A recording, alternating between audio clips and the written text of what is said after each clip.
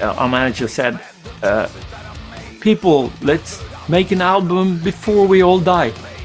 It's like, that's a fucking good title. Let's use that. That's great. We are joined by Bard Torstensen for the Chronicles of Clawfinger. All of the problems I face, and we started that this is where the stories roll.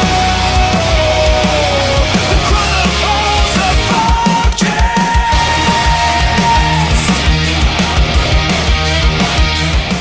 Ladies and gentlemen, nays and thems, this week we bring you, quite frankly, a legend in the world of metal music, here to tear you down with details about the band's brand new record, their first in 18 years, Before We All Die. Out today on release February 20th, they spend their career proving that rap and metal were meant to be linked together. Ladies and gents, put your hands together as we welcome a man who definitely isn't scum, because we are joined by Bard Torstensen for the Chronicles of Clawfinger.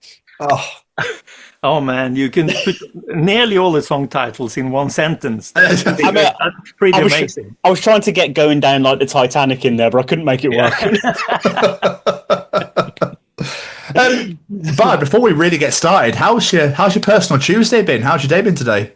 I'm watching the Olympics, the Winter Olympics. I'm a sports nerd, so I'm really, I pretend to go to work and I sit and watch TV all day, and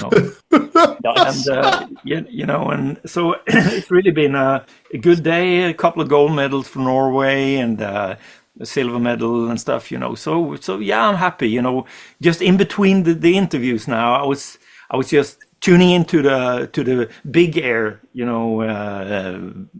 ski stuff, and I saw a Norwegian taking a gold medal again. So yeah, so that's my day today. I've been eating, shitting, and watching Olympics.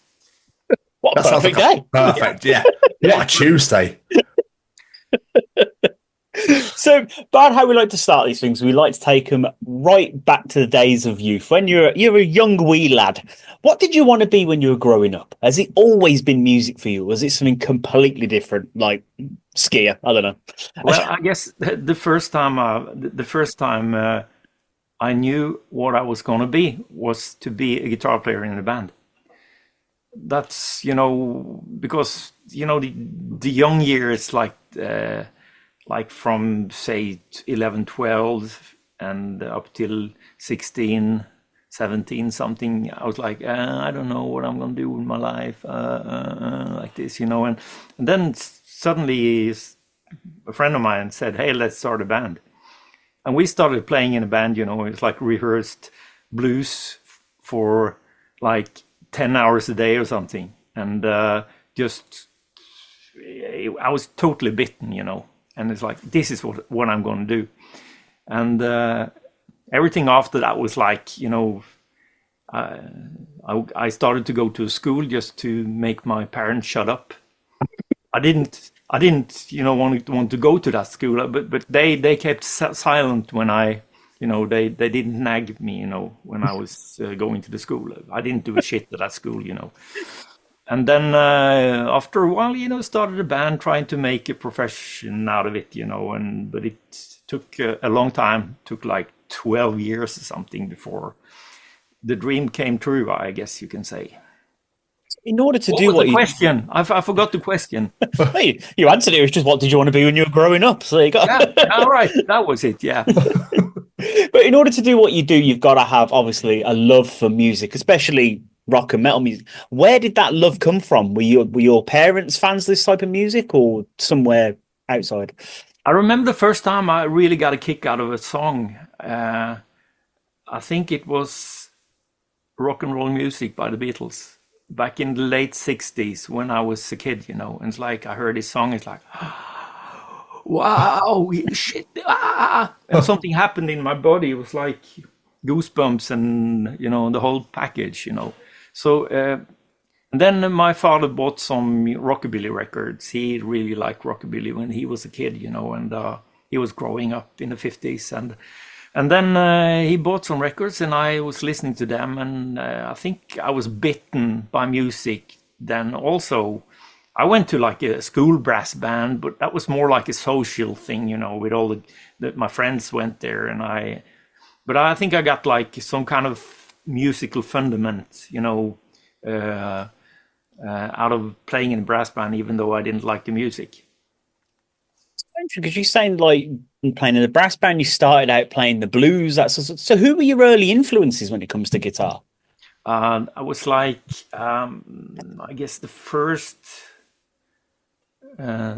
influence was Angus Young and Richie Blackmore, and Tony Iommi, of course.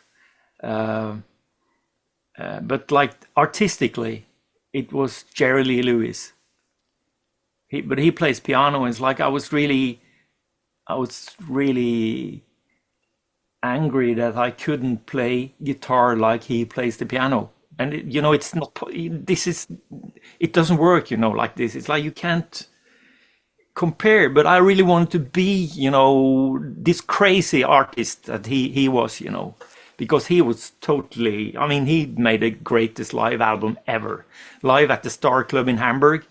It's the best album ever live, you know. So yeah, it's hard to connect, you know. I wanted to play guitar like Jerry Lewis played piano, and it doesn't work. You can't say that, you know. So yeah. But Richie Blackmore, Angus Young, I guess, was the first influences. It's got this image of you sat there with a guitar, being like, "Why don't you sound like a piano?" Like, yeah, exactly. Why doesn't it sound like Jerry Lee's piano? Oh right, wrong instrument. I can't play it with my heel. Was your local scene quite big though when you were growing up, like with local bands? No. Like I have to, you know, to get a guitar amp, I need to drive like 300 kilometers, you know, to buy an amp. You know, it's like, you know, I had to go to Oslo. I'm living in a small town south in Norway, and so I went to Oslo. I didn't know what to buy. I just have a lot of money with me. It's like, I want this. And I was like 17, and I had an idea what to choose, you know. So I just bought. This looks cool. It's like a purple Marshall, and it's like a purple Marshall. When I look at it now, it's like it looks really silly, you know. But I bought it, you know, and I started playing in a band. You know, we got together some friends, and it was like no bands playing hard music here, you know. So yeah, that's the start of it. I was going to ask because, like, around the late 80s, early 90s, a lot of the hard rock bands are coming out of America and the UK and things like that. So I wasn't sure if, like, Sweden, Norway had much of a scene back then. Obviously, everyone knows of Europe from back then, but other than that, I don't really know of any. But you know what I was talking about now was the late 70s, you know, because I'm so old and I'm nearly dead, you know. So you know, so it's. But in the 80s, it started to happen. A lot of bands came up, you know, even locally here, and we got some kind of a scene here. So even in the small towns, you know. So 80s was very good. It really grew. It's a lot of bands coming up then. Amazing. But let's talk about Clawfinger, because doing my research, did you guys meet in a hospital? Was that right? Yeah, that's right.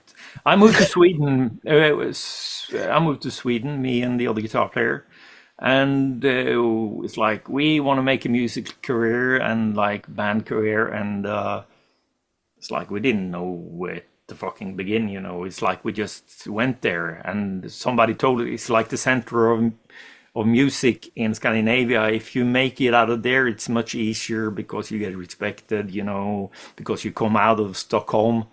And so we moved there, and of course we went broke, you know, like totally flat broke. And it's like we need to get a job. So it's like this hospital. We knew that this hospital, like they hired anybody, even us, you know. It's like we went to the hospital, and it's like, what kind of experience do you have? Yeah, that's all right. You can start working here. You know, and it's like, and then at the same floor, Jocke and Zach was working, So we met up, I was seeing Zach going in the corridors, like kicking, like karate kicks in the roof and rapping. It's like, he sounds pretty good, cool. Maybe we should try to do our like heavy guitar riffs and make him rap on top of that. Maybe that's a good idea. Like Run DMC, Aerosmith, Anthrax, Public Enemy, and it was like. The third song, I think, is Epic by Faith No More, So it was no like full record with that kind of music. So it's like, why don't we try to do a record, a whole record instead of just a song and just like a concept, or like a funny thing, Let's make an album with this kind of music. So we started working in 1990 with trying to get this shit together. It was really difficult in the beginning. It's like, how do we do this? And after a while, we found our style, And in '92, I think, early '92, we got a record deal. We had some demos recorded, and we got a record deal. So and after that, we recorded the album, the first Deaf Dumb Blind, and released, and it went really well. How did you go about getting your name out there? Because obviously the world's very different now. Social media, everyone can just post their songs online. But how did you get your name out there in the first place to get signed? You mean to get a record deal, or to the audience? We knew a publisher at Virgin Publishing, so it's like we made the songs and we made him go to the record company because he was kind of respected, It's like, okay, it comes from Virgin, so he had like some kind of a deal with us, If you get a deal, I'll get a percentage out of this, And so I think it was like 3 record companies that hooked on us because it was different, what we did. Yeah. Nobody did that, at that time. So I remember in the end of the recordings of Deaf Dumb Blind, some guy came into the studio. Hey, listen to this. It's a band called Rage Against the Machine. And the singer is also called Zach. And they do about the same thing that we do. What the fuck is happening here? And then it's like, okay, but let's just continue to do this. And then it was like, everybody wanted to be like Rage Against the Machine because it was the new shit at that time, and we had the record ready. So it's like, just release it and boom, like this. Because everybody wanted to do it. They didn't really know how to find, you need some time to make a new kind of style, So that's the beginning of it. And it's amazing, like you guys hit the ground running. You released Deaf, Dumb and Blind, the debut single, I really can't say the name of, but it went mad, sold over 600,000 copies, toured with Anthrax, Alice in Chains. Like from meeting in a hospital, you couldn't have expected this to happen. Like that's madness. It's really weird. It's a crazy story, really. And after then the drummer, he quit, so we had to find a new drummer.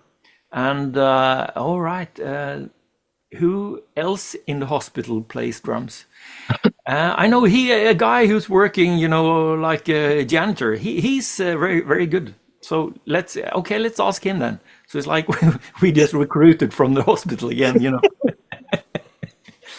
That's amazing. I thought you were joking then. I didn't think you were going to say, "Oh no, we actually." This is true. But I meant to ask earlier. So, where did the name Clawfinger come from? It came from heaven.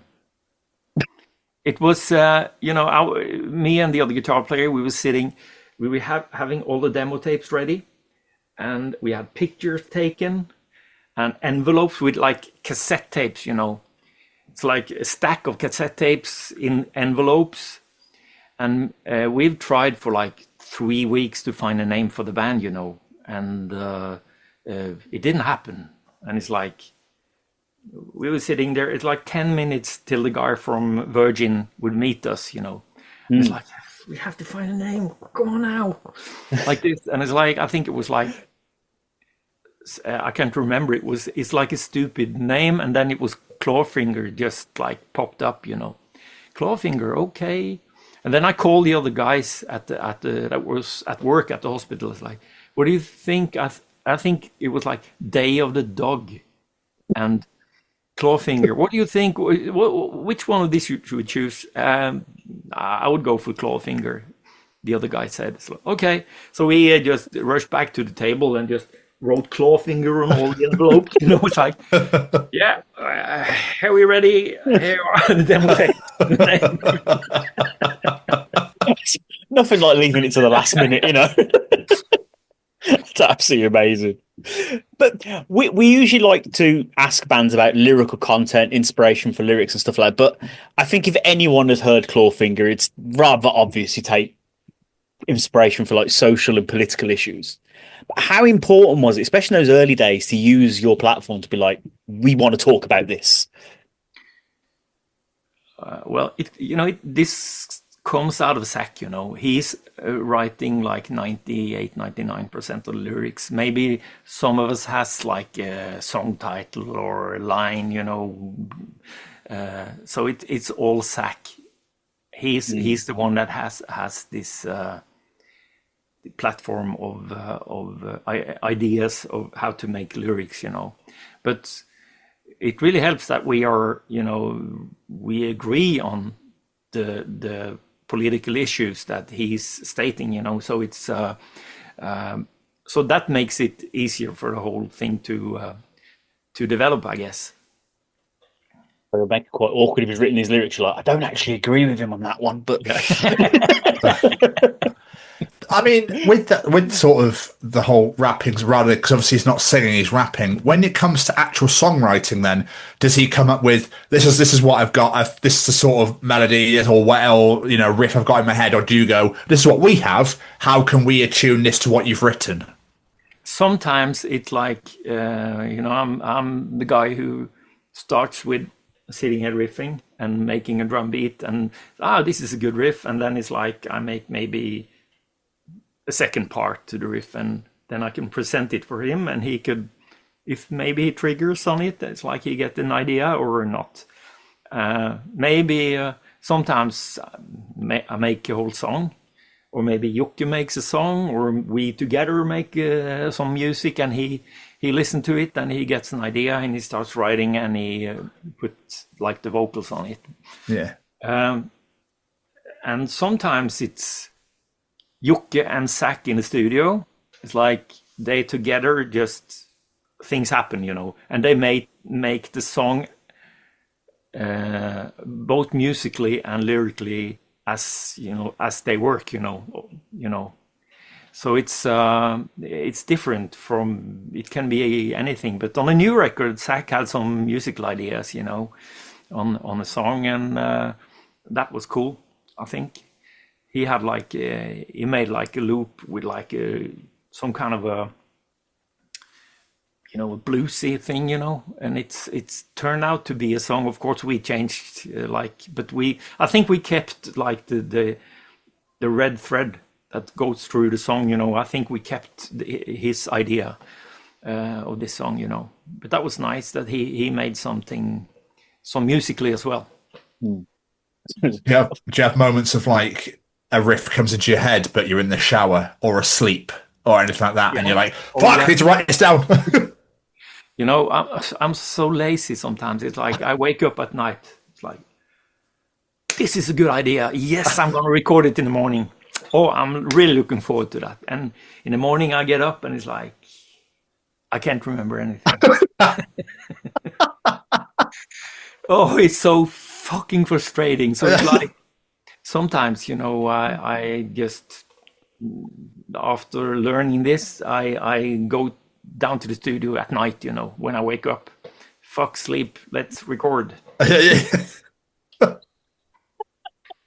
I love that. I just got visions of you still like singing into voice notes on your phone, not just getting out of bed and going to record it.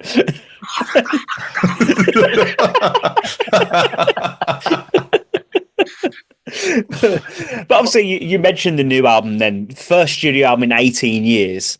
Did that songwriting process we just talked about, did that change at all since like the last record, or was it like putting on an old pair of shoes. He's like, right, let's go. This is how we've always done it.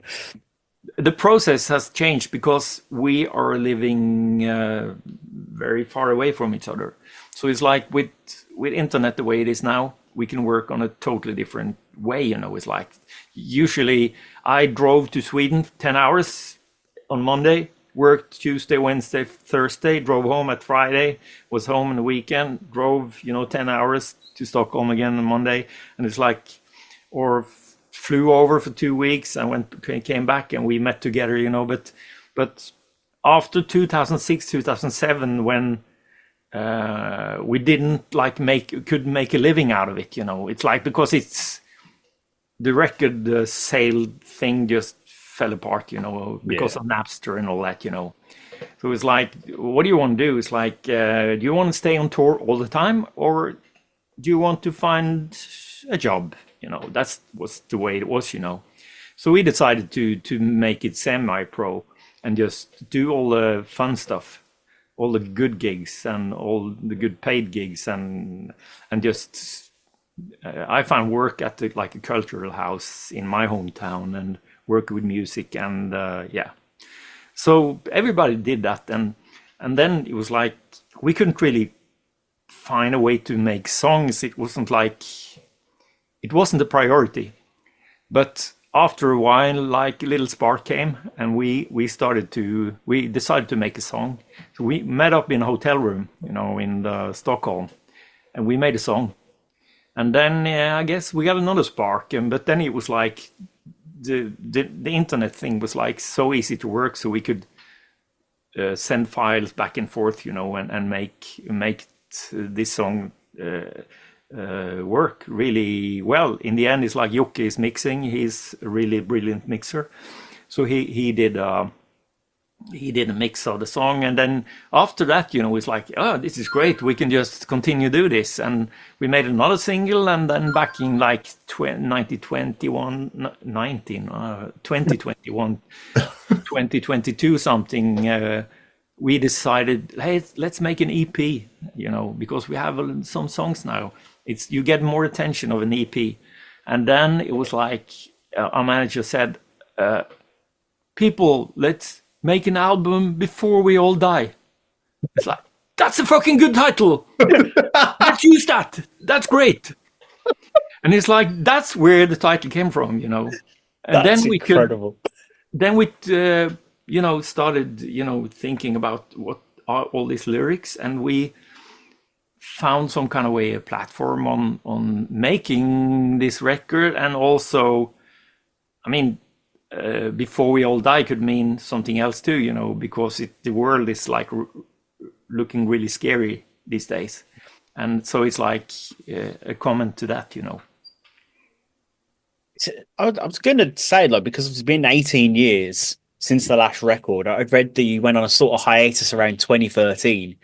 Was it just simply because of that? Because you just couldn't do it full time anymore? So it's like, let's just do this when we feel like it. Yeah. What were you doing? Anything else musically in that time, or was it just I've got a job now? I'm the kind of guy that's I'm trying to make music every day. So I made like a band at home here,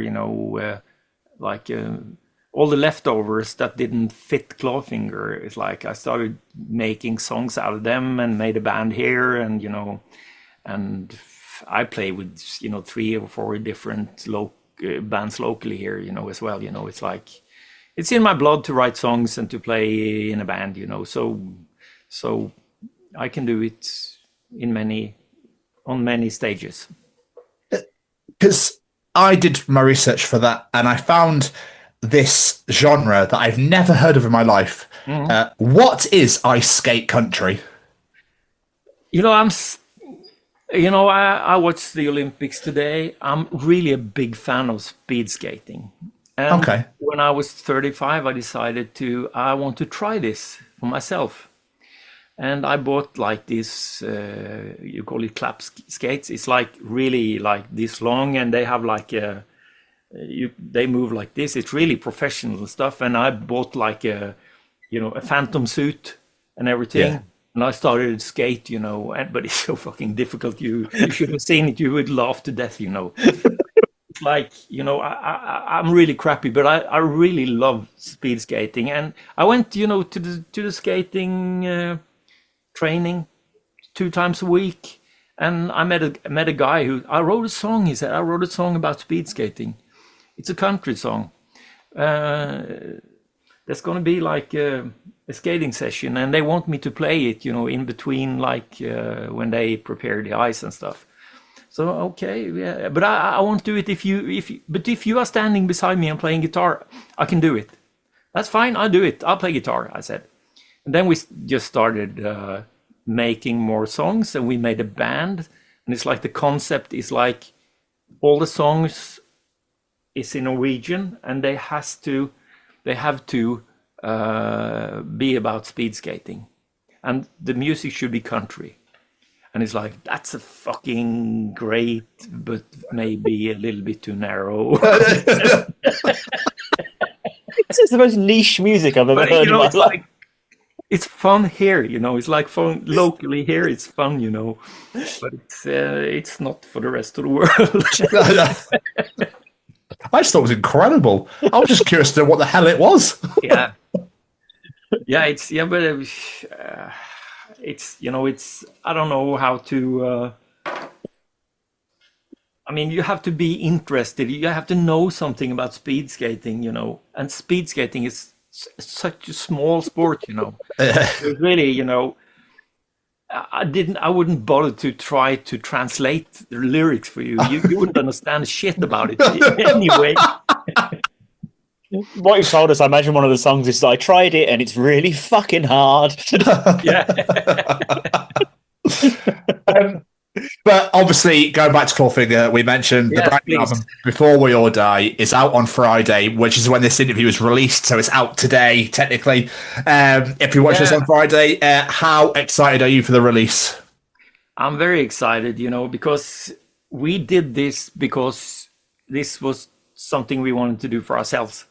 Let's make an album. It's not like we are going to conquer the world, It's not like that, It's like we'll be big in Japan, or whatever, But it's more like we got really good reviews, I'm really happy about it. So I'm really looking forward to this release, and I'm very, very happy about that we managed to do an album that people think are so good. It is very good. I listened to it today. We were very fortunate to get a copy of it, and it's incredible. The way it starts with Scum as well. It's just like, oh, hello, new Clawfinger. They're back. Like, it's just such a great start to the record. Like, oh, it's absolutely amazing. Thank you. But because obviously you've released a few of these songs already. What's the feedback been like to the songs that have already been out? It's been, okay, we released one single and it's like, yeah, this is really good. And it's like, okay, we release another single and it's not going, we are not going to get that the feedback again, And it's like, it seems like we're on a, way up, some kind of way, I don't know. It's hard to tell, but it's been like scary positive, to put it that way. It's like, I think Zach, he wrote me today. Let me see here. He wrote me something today. I was sending him a review I found, on the net. And he said, that was really good, but now I'm really longing for a really bad review. I feel like I should say it was terrible now, just to make Zach feel happy. But what I love about it as well is Zach sounds exactly the same. Like his voice has not changed. It sounds incredible. You guys in the band, the music sounds absolutely. It's like you wouldn't have thought this was your first record in 18 years. Like it's like you haven't missed a beat whatsoever. But do you have any particular favorite songs on the album, whether they're already out or ones people haven't heard yet? Well, I like the song. I think my favorite on the album is the title track.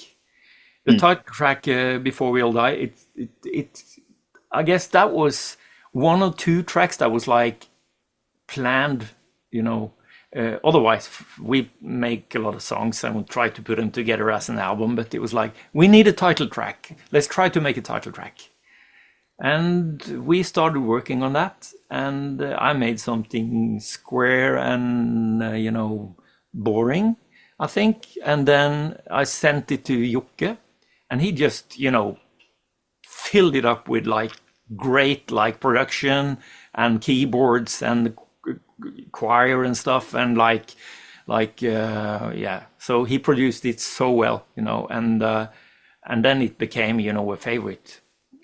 This song is like, we also made a video for it that's going to be released, I guess, on Friday. Amazing. Or I think I can repeat this, you can cut it out. It's like we made a video for Before We'll Die. It's going to be released today. Like it.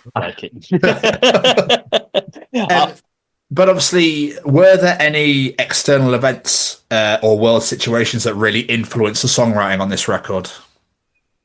Well, of course, the wars. I mean, the Ukrainian war and the Palestinian. I'm getting so angry, when I see what's happening. And these days, I mean, Israel is now trying to take over the whole West Bank. It's like, you don't have papers on the land here, so we take it over. And some really right-wing radical people just move in with guns and stuff and just take over the land, And I'm getting so mad, I see it on TV. It's like I can nearly not watch it. I have to, just go somewhere else, and be angry. I have to cool down, it's like, So I think that's, for me, it's like we have a song about the wars as well, It's called Kill the Dream, it's called. And it's about the wars that's going on. And I also get really mad about the way that Mr. Putin is behaving, And it looks like the world is moving fucking backwards, It's like the evolution is going backwards. Yep, and it seems to be all over the world in different places as well. It's not even one centralized thing. That's the more. Oh, it's just horrible. Really, you made me talking then. When I was listening to Scum, I was like, "Oh, I wonder who this song's about." And the lyric pops up: "Another pussy to grab." Yes, that's what you said. A small cock in your pants, no brain in your head. I was like, "Who could he be talking about?" I have to think. Yeah.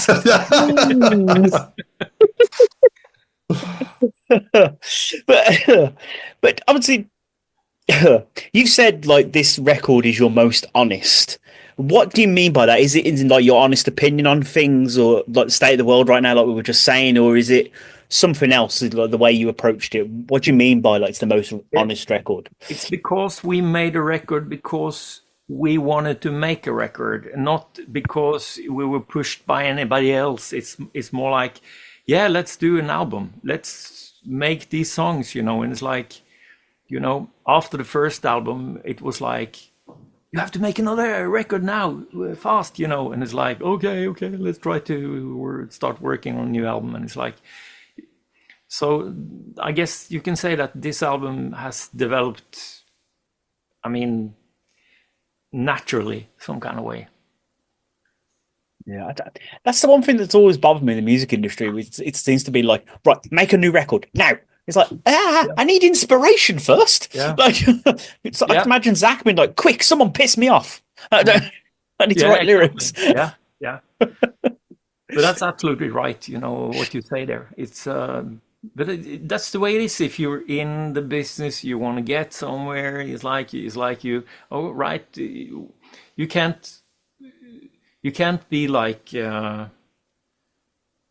Don't release a record in 3 years. It's like you'll be forgotten then. Yeah. That's the way it was. I don't know how it is now because I'm so fucking old, so I don't understand all the new standards and systems. It's like we have to release 4 singles before the album comes out. What?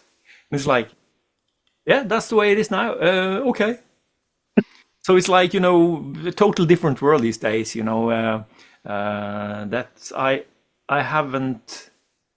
I have decided not to use so much energy to get into why.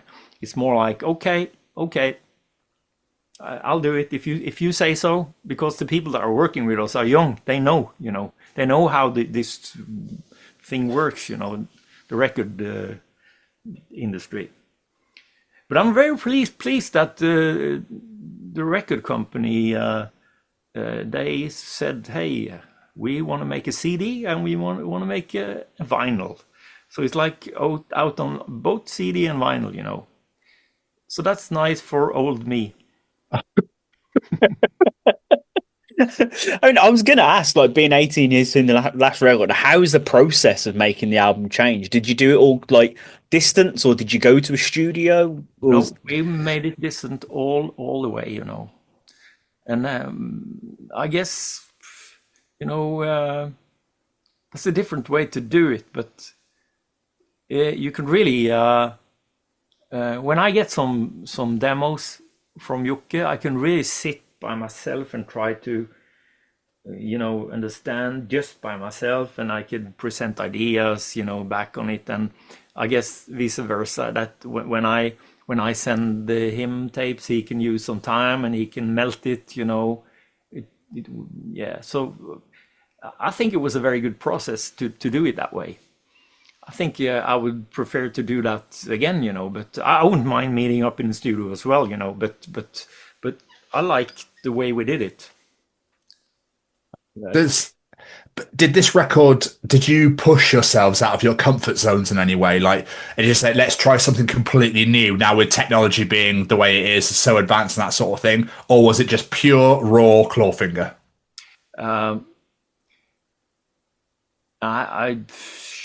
I didn't push myself out of a comfort zone. I mean, I don't know how to answer this, because when I'm making the riffs, I make like 20 riffs and 19 of them are like crap, Yeah, but really, that's the way it is, And then this is one good riff out of 20, So it's I'm not in the comfort zone while playing, by making riff. This sounds okay. Okay, now you can have it. It's more like I push myself and I hate like 99% of what I do, and like 1% is like, I can use this. This is fine with me. Yeah. Good. So the comfort zone is like maybe a wrong word to describe it, I guess. But I understand what you're saying. Absolutely. But do you have I guess you have a whole list on your laptop of just full of riffs that you don't use? Yeah. And every like second day of Christmas, I go down here, I have a glass of cognac. Yeah. And I have a tradition of listening through all the riffs. And I'm sitting here and it's like, oh no. Oh, like this,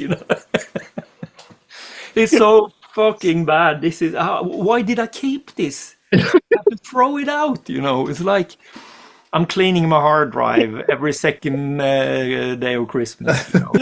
I'd rather the drunker you get, the more you like them. You go, I love this one. This is so good.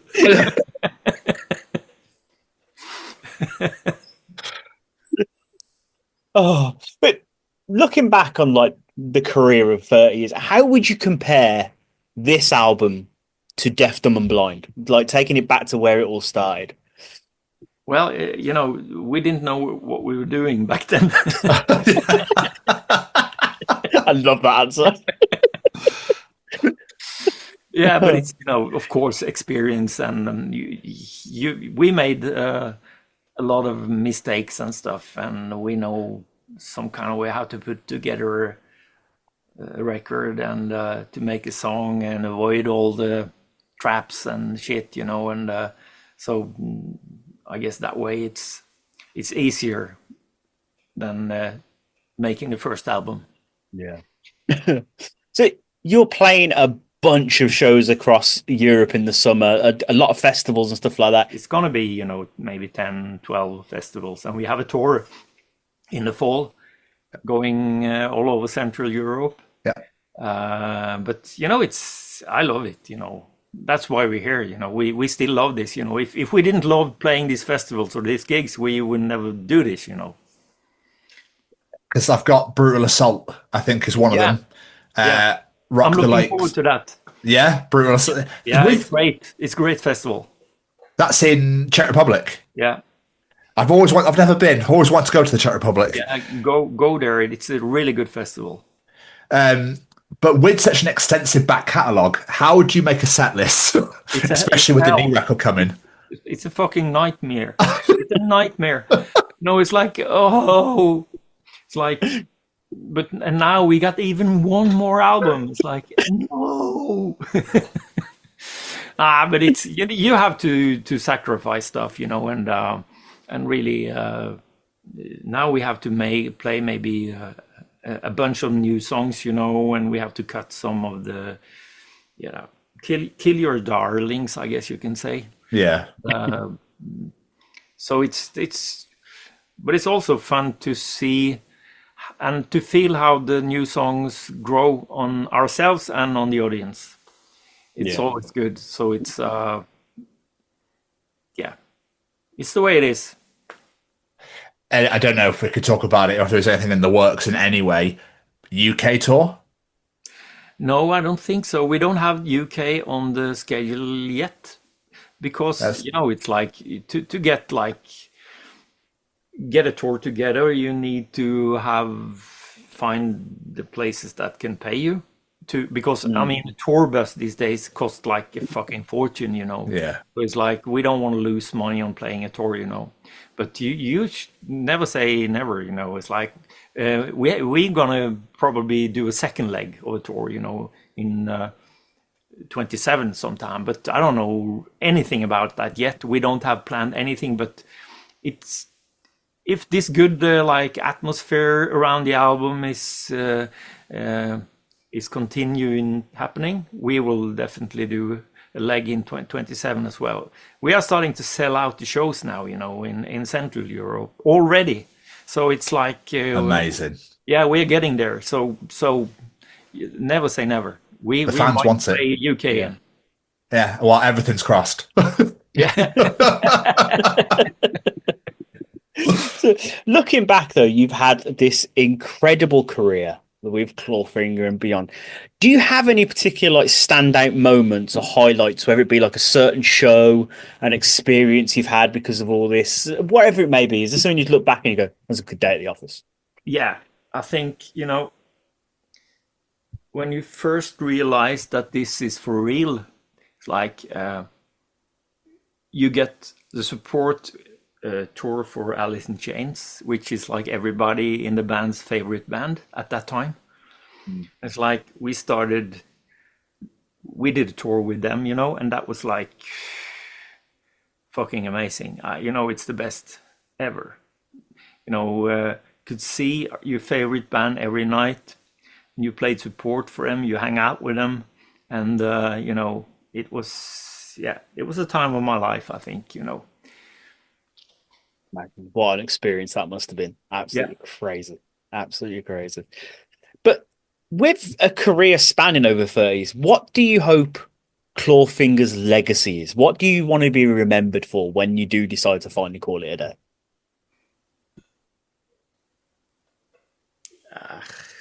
I went deep there, didn't I? Sorry. Nah, but it's like, my attitude that life is more like, what is my legacy? I don't care, it's like more like what's happening here and now, and what I want to do. It's like when I'm dead, it takes like 5 seconds and nobody cares anymore. It's like what do they say? It's like the graveyard is full of people that are very needed. So it's like it's a life, and you have to live it the way it is, and the best you can, and try to be humble and respectful for the human beings around you, and try to live a good life without hurting anybody else. Absolutely. And So such I a don't care about legacy. I don't give a fuck about legacy. fair, absolutely fair. And it's such an important message with everything going on, like we said earlier. Just be nice to each other. It's Yeah. not hard. No, it's not. Sometimes it can be hard, but Well, you have to be it anyway. I think it's important. absolutely. 100%. But obviously, 8 studio albums, millions of albums sold. Is there anything else you want to achieve? Is there anything like on the bucket list of stuff you want to achieve now? Or is it just, I just want to make music with my friends? Um, I don't really have a single thing that's like, oh, I would like to play in America or I want to play. It's more like having a good time with things that are happening right now, with a band, as long as possible. It's like what the guy in Spinal Tap said, having a good time all the time. Yes. One of the greatest quotes ever. Absolutely incredible. But anyone that's listening to this, I like to always ask this question at the end because some people might be listening to this and be like, do you know what? I've never actually listened to Clawfinger, but I really want to listen to them now after listening to this conversation. What's, say, 3 Clawfinger songs you think really give people an idea of what you guys are about if they've never heard you before? Do what I say, truth, and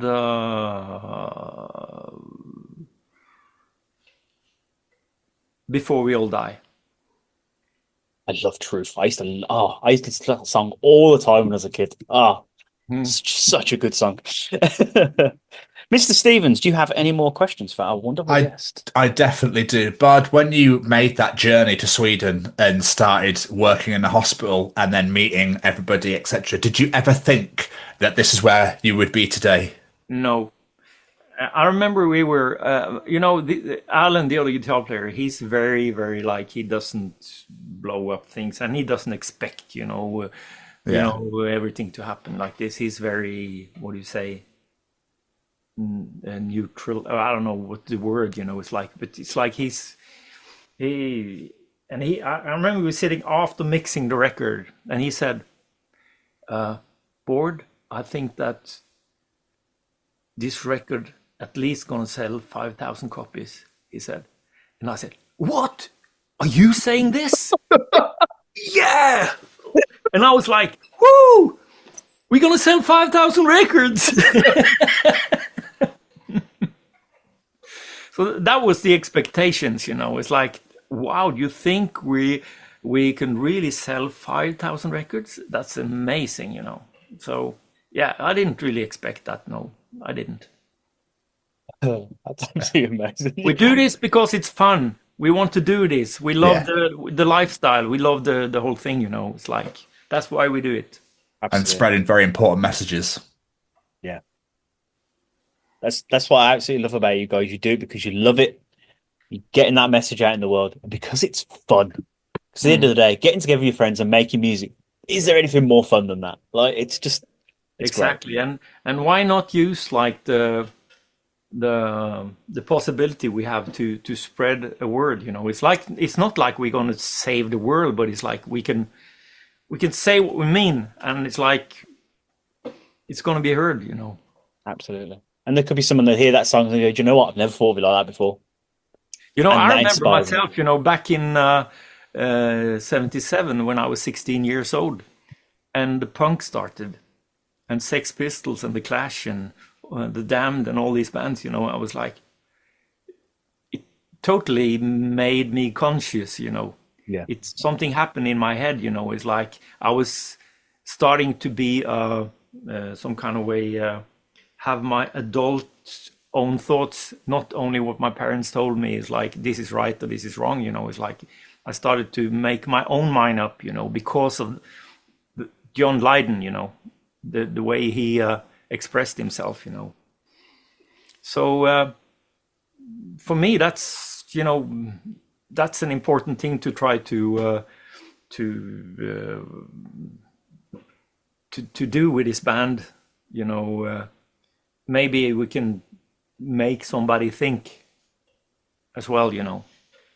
Absolutely. But we are not out to save the world.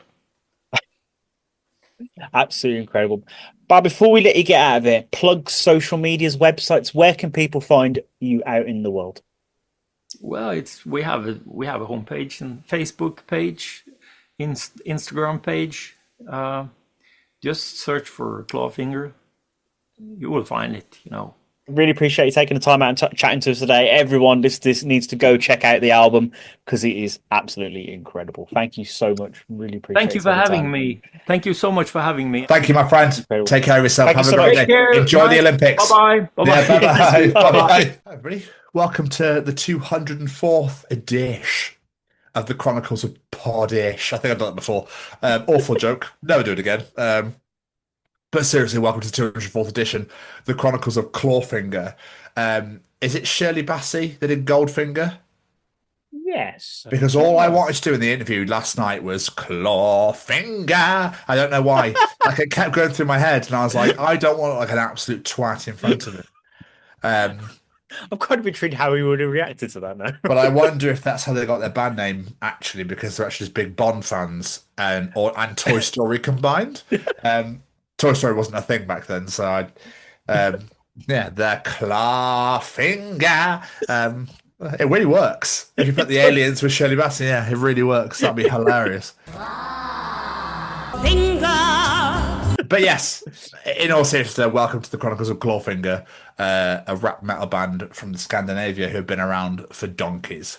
So we were Bard graced us with his presence, original guitarist and still guitarist, hilariously enough, because he was part of the show. Yeah, so I hope you enjoyed that interview. Hope you enjoyed that conversation we had with Bard. It's great. It was good fun. It was really good fun. Jamie, before we really get into the cruxy, deliciously part of the show, I've just sent you a photo of an advert that was released today about health in America. Now, I am all for healthy diets, healthy living, all for it. I think it's an absolutely wonderful idea. But I don't recommend doing it in a sauna with an exercise bike whilst wearing jeans. Yeah. There's so much to unpack with this fucking thing. Yeah, and unless they're trying to RFK and Kid Rock now all of a sudden seems to be relevant because he's hanging out with the fucking Scrotus POTUS. But I don't get it. No, I don't. Do you reckon RFK was like, oh, we have got a lot of time to do things, so let's just do it all in one shot? I don't get why Kid Rock's doing fucking push-ups behind him. I think that's even weirder.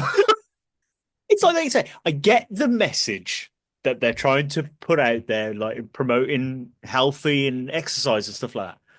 But for a government that is quite clearly not big fans of the LGBTQ community, this is the most homoerotic thing I've ever laid my fucking eyes on. What the fuck is going on in this video? Yeah. I also don't recommend, if you've seen any more of it, getting into an ice bath whilst wearing jeans as well.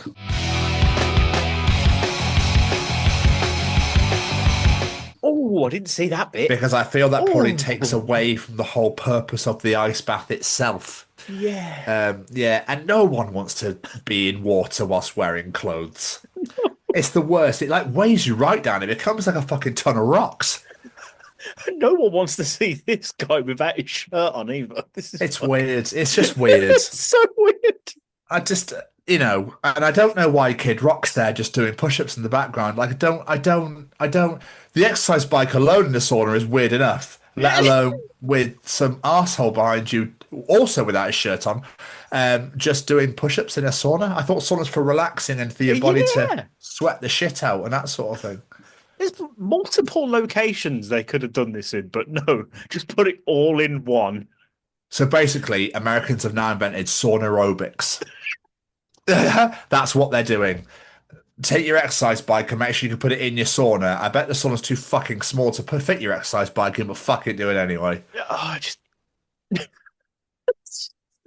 the I know- weirdest thing I've ever I know thought there's an about. American law where you're not allowed to cycle underwater, but you can cycle in a sauna. That's as close as you're ever going to get. What on what? Yeah, I think it's Texas or Florida. You can't cycle underwater; it's illegal. That's amazing. I love stupid Yeah. laws. That's incredible. But you can definitely cycle in the sauna. And plus, aren't the pair of these former drug addicts? They're not really the poster boys for fucking health and fitness. I wonder if Kid Rock listens to Barwick Darbird because he forgets what his name is. It wouldn't surprise me. Man, what's my name? Oh shit. Hang on. Spotify there.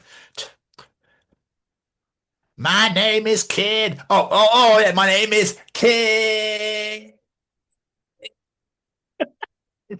Kid Rock. More like Kid fucking Cock at this rate. Yeah. What let's is his see. real name? Do you actually know? I haven't got a clue, and I I don't don't. fucking care either. I've never known either. No. Anyway, welcome to Story Time with Tom, and that's me in the sauna. No, I'm joking. So basically, did you know that there is now a way to find your MSN chat logs from back when you were a kid? Oh my god, I don't know if I want to do this. The Daily Mirror has reported that your MSN chat messenger logs from the 2000s still exist, and here's how you can read them. Oh my god. Could you imagine going back to reading these and going, I was really this much of a twat? Like, I can guarantee I was that much of a swat. I remember having one of my MSN names as the Lord of Darkness because I just was loving Undertaker at the time. And one of the girls at school, the popular girls, was like tapping the guy next to me, and like she'd written the name on it, and I could see like, why is his name this? And I just went, I just like wrestling. But she was trying not to get my attention. I just looked at it and went, oh, okay, cool. Yeah, weird. People are weird. Anyway, so people have shared their delight after realizing that you can access your old MSN Messenger chat logs. And there's 3 options to explore in order to recover the long-lost files. If you were a teenager in the 2000s, then you're more than likely to use MSN Messenger. The 2000s? I thought it was earlier than that. So did I. Yeah, it was. No, it's not. It is the 2000s, isn't it? I suppose What it was was like? early. Yeah. Probably very late 90s, early 2000s. Yeah. That's how you got in touch with your friends before everyone switched over to social media. MSN Messenger, later rebranded as Windows Live Messenger, was one of the most popular messaging platforms in the late 90s to the early 2000s. Yeah, I thought so. It worked in a similar way to today's messaging platform. This is for all the kids that listen to us, by the way. No idea what we're on about. Yeah. It worked in a similar way to today's messaging platforms, allowing users to send messages back and forth as well as video call, chat, or play games with each other online. Or you had the stupid fucking knock thing on the glass, which I absolutely hated.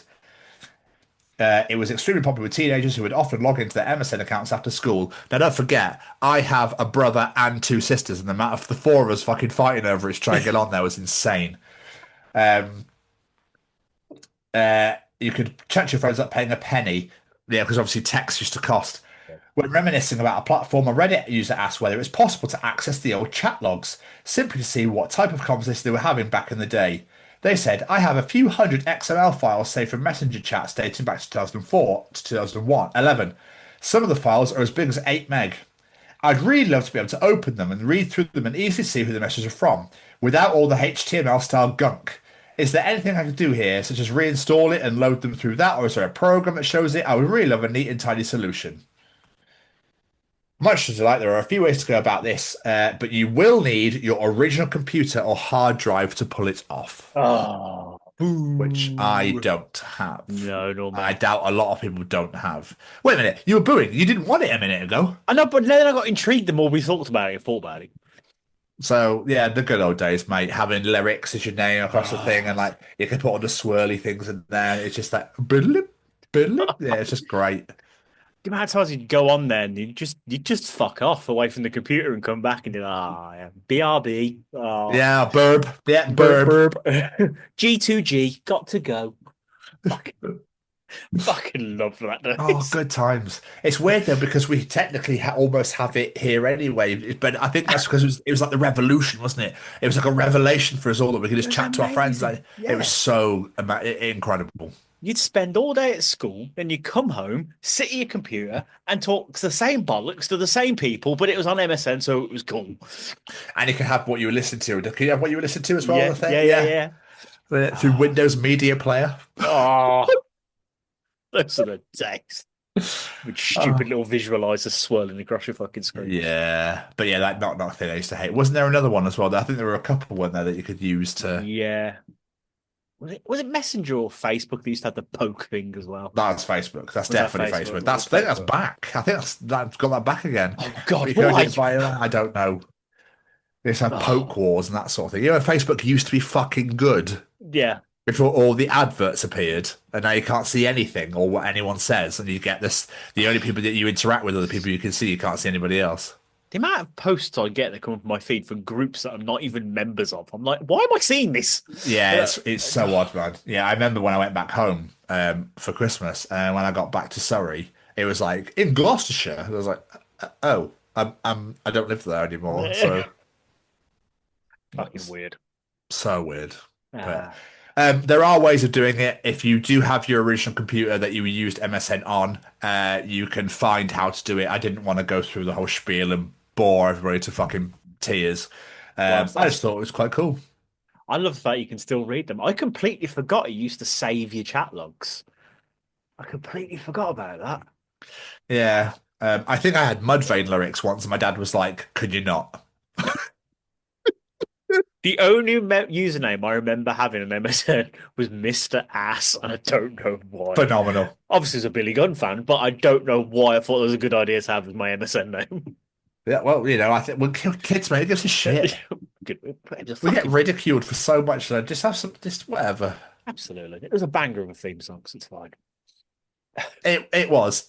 Look, we're looking back now. You go, wow, that's quite bad. But yeah. Still, anyway.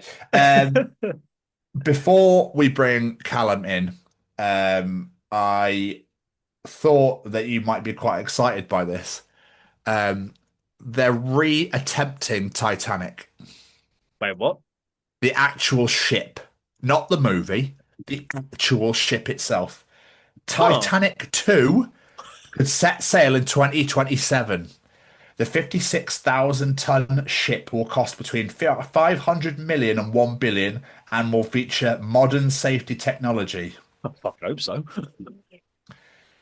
So, you know, at least it'll know where the fucking icebergs are these days. But I was just like, wow, they're going out to extreme lengths for another film. That's good. This seems a bit odd to me. I feel like the name's a bit cursed now. I'd be like, no, I'm good, thanks. No. No one gets on it. Yeah. Actually, I tell you what's a good idea. Oh, Bezos and Trump and everybody. I think it's a really good idea that you set sail on this. Yeah. Everyone just get on board. It's going to a lovely island. I'm sure you've never been there before. Everyone runs to wherever it's going to, makes it pushes all the icebergs into the, yeah. Oh shit, fucking hell. Just the idea of all these people trying to push an iceberg. Yeah, exactly. That's how you unite a nation. But there's also been some controversy in the Winter Olympics. I don't know if this is the right place where you want to announce this after winning a medal, but there we are. Okay? Sturla Holm, I cannot pronounce this surname, and I'm so sorry right now. Lackreed speaks out after admitting infidelity on live TV moments after winning medal. 3 months ago, I made the biggest mistake of my life and cheated on her. Norwegian biathlete Sturla Holm has spoken out after he admitted to cheating on his girlfriend on live TV moments after winning a medal. He won a bronze medal earlier today in the men's 20-kilometer individual biathlon event. This was about 2 weeks ago now, so it wasn't today, just before anybody starts going, actually, I think you'll find. It is cross-country skiing mixed with shooting. Weird. What? I would wish it at the same time. Like going down the hill, like, fucking shit it now. Like, you know, like slaloming. Like, It's incredible. I'd watch that. the 28-year-old went quickly viral after tearing up as he admitted his infidelity. Of all the fucking first of all, twat. Why are you even doing that anyway? Well, yeah. But why would you put this out on national TV? On world TV? Was he just stood up on the podium and had like a sudden guilt trip while he was there or something? Like, what? He said, there is someone I wanted to share this with who might not be watching today. 6 months ago, I met the love of my life, the most beautiful and wonderful person in the world. But 3 months ago, I made the biggest mistake. I was unfaithful to her, and I told her about it a week ago. It's been the worst week of my life. I had the gold medal of life, and I'm sure there are many who see me a different light now, but I only have eyes for her. He has now spoken out about the moment as per Norwegian outlet Dagbladet. He said after the race, it's something I decided last night no matter how it went. I hope I don't make things worse for her at home. It's a declaration of love to commit social suicide on TV. It's only her I want. He also took the time to apologise to his gold medal winning teammate Johan Olav Bodden. He said, I have to say sorry if I ruined this day for you, but I think you understand. Insane. So Insane. weird. Part of me's like, fair play, he's trying to make amends, but Don't time and a fucking place, cheat. time and a place, No. and just don't do it in the first place. Yeah, Don't do it in the fucking first place. What are you doing? Yeah, Piece of shit. Odd. No. Odd. But strange. Did he think in his mind that he thought, if I admit this on national TV that I'm an absolute piece of shit, she'll come back to me? Possibly. Yeah. But she sat at home going, if you won the gold, I might have thought about it, but fuck you, bronze. I'd go with Johan and said he win gold. Yeah. I show you, bitch. Yeah, strange. Very strange. Don't fucking cheat. It's disgustingly abhorrent, and I would never wish it upon anybody. I would never do it to any. It's just disgusting. If you're not happy, you fucking say something. But odd. Yeah, this is very, very odd. Sauna gymnastics, fucking MSN chat logs, and then cheating on your missus and admitting it live on national TV after you won a bronze at the Winter Olympics whilst skiing and shooting. I really want to see this All game. those two things. You know how we talk about weird sports? That's one. You must ski all the way downhill, must get to bottom of hill, then you shoot fucking pigeons. I don't fucking know what they shoot at. Like clay, I imagine it's clay pigeons, I would have thought. You shoot other skiers. You get first, you shoot skiers and come down. You make sure you fucking slalom first as quickly as possible. Then I'm pretty certain there's some weird fucking skiing events because we went to Becky's brothers the other week and they were watching it. I'm not really my thing. I don't watch it, but there was people on skis running. I just thought they were trying to get to the next event, but because on skis they don't want to slide backwards. Yeah, it's a thing. What? Why is that a thing? I don't know. I was talking to one of my optometrists at work today, Mo, when he was saying that his dad was watching the figure skating, and he was like, "Oh, can we just put the football on?" I was like, "No, I'm watching this." It's like, when have you ever watched figure skating in your life? And how do you even know how it's scored? Like, what the fuck? That's what I love about the Olympics. People watch shit they don't have an interest in any other time. They're just like, "Oh, that was great. I want to give that top score, me." Like, you don't know the rules, Dave. Shut up. Yeah, it's there going, "Oh, should we go to the figure skating championships? It's in Belfast this year." What the fuck want to go to that? Oh, because you were so fucking interested weirdly out of nowhere for the Winter Olympics. It's strange. It was really funny as well because work today, obviously I have my flag, my Scottish flag on my badge. Yes. And this lady, I went to the door, Mo again, this lady was Scottish and she saw me on the badge and she went, "Oh my God, have you been watching the curling?" And I was like, "No." She goes, "It says Team GB, but they're all Scottish." And I was like, "Okay, we're doing well." She goes, "Aye, absolutely." I was like, "Oh, perfect." And then we were talking about something else that Team GB were doing well. And I was like, "Are they Scottish?" She went, "No." I was like, "Oh, I'm not interested then." It's like, if they lose, they're already Scottish, but if they're doing great, they're Team GB. It's always the way. Right, yeah. Andy Murray was like another classic example if he was doing shit in Wimbledon. Oh, he's Scottish anyway. As soon as he wins, the great British hero. And you're like, oh, fuck off. He's one of ours, all right? Yeah, every fucking time that were. Every fucking time. Anyway, Jamie, it's time for Callum's Treachings. Oh. It's time for Callum's Treachings. Welcome back to another edition of Callum's Trish. No, it doesn't work. No, what? Trish? Callum doesn't work. Cal's Trishes. We'll just stick to Callum's Treachings. Yeah, I think we will. I think we will. But Jamie, what is he teaching us this very week? Aliens are often depicted as naked, in popular media, but they would likely use a spacesuit like we would. Yeah, I always That is find a that very good really, point. really strange. Yeah. I'm trying to Mars attacks. They wear suits, and that's literally the only thing I can think of where they wear suits. Oh yeah, because Alien, they're big black with they look like massive scorpions, Yeah. which I find very strange. I suppose it's your depiction of aliens because obviously people believe and some don't, so it's whatever you feel you think they would have. But like, I imagine that because we are the only world where we know of that we exist, that we invented clothes. So I would have thought that people that weren't from this planet, if they believed they exist, would probably either not have invented clothes and don't wear them, or breathe out of other areas. So probably don't need said and just can cloak themselves. Maybe their technology is so fucking vast. How do you fucking know that that's their real true form anyway? That is a very good point. Maybe the nakedness is the clothing.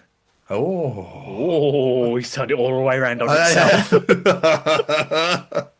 And actually, they're just whatever they are inside is their real true form, and that's their clothing. Is just because I don't think in Alien or in South Park or in I was about to say Skins, then Signs, not Skin. There's an Alien Very fucking different Skins. shows. I think there's lots of drugs and fucking in Skins.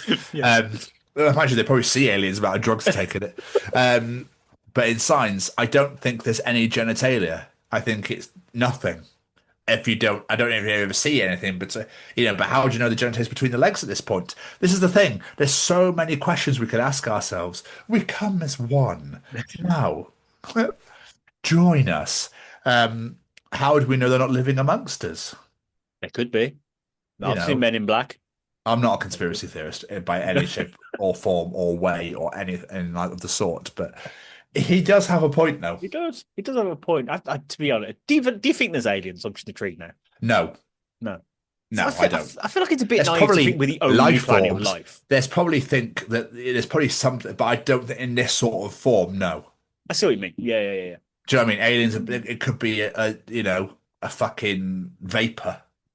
Do you know what I mean? That could be it. Do you know that sort of thing? I don't think that, people are like, oh, they have 15 heads and 26 eyes, and all sort of like. I think that's stupid. But one day we might find out. You never know. Who knows? Jupiter, massive gassy planet. So how do we know that Jupiter's not just full of gassy people? Maybe the gas are the inhabitants of the planet. You're right. That's what I'm saying. Maybe, I'd just like to know, that like stereotypical depiction of a Martian, like the big fucking weird shaped head and massive eyes. Like, who the fuck came up with that? That's such a weird look. The Looney Tunes. Was it actually the Looney Tunes? No. I was going to say. Marvin the Martian. I love it. They talk though. Hey, you. Or, hey. I can't do it. He wore clothes, but he didn't wear a helmet. He had a helmet, but you couldn't see his mouth. It was just his eyes you could see. Maybe. Yeah. No, that's how he looks, isn't it? You can't see here. That's mean maybe it is like a breathing apparatus. Yeah. Why say apparatus? I don't know, I just felt like using a posh Sorry, word. mate. Fucking hell. Where's Jamie gone? What have you done with him? Maybe you're the no, I'm joking. Yeah, no, so that gave me more food for thought than anything else. I like that. It was good. Yeah, so I'm just gonna feed this. Here you go. The extra advert always freaks me out with the fucking lips there. That always freaks me out. Yeah, not a fan of that. It's weird. Yeah. R-E-S-P-C-T. Weird. Very weird. Maybe they're the aliens. Anyway, yeah, I don't know why I find that odd, and they feed their fucking head odd. Jamie, what else is Callum teaching us this very week? If the nuclear bombs start flying, chances are the only countries that will survive are the ones that didn't have any nuclear weapons in the first place. He's kind of got a point there, really, because we're just going to attack each other. I'll take you out so you bomb me. But why would the ones that don't have them survive? Because obviously, I imagine I was thinking more that if it attacked and blew up, and then it would blow up the bombs that are on the country that it's in. I don't know. That was my thought. Then the ones that don't have them won't get affected because nothing would. But surely you just attack them. I don't really know. I just took it as in the people with bombs will attack the people with bombs. So the people that don't have bombs will be like, oh, yeah, we're all right. Is that what they'd say? Telesonia. I mean, we don't know where anything is, what anything is, who's got what, and that sort of thing. But the fact that morons run this country is, well, morons run the world, should I say?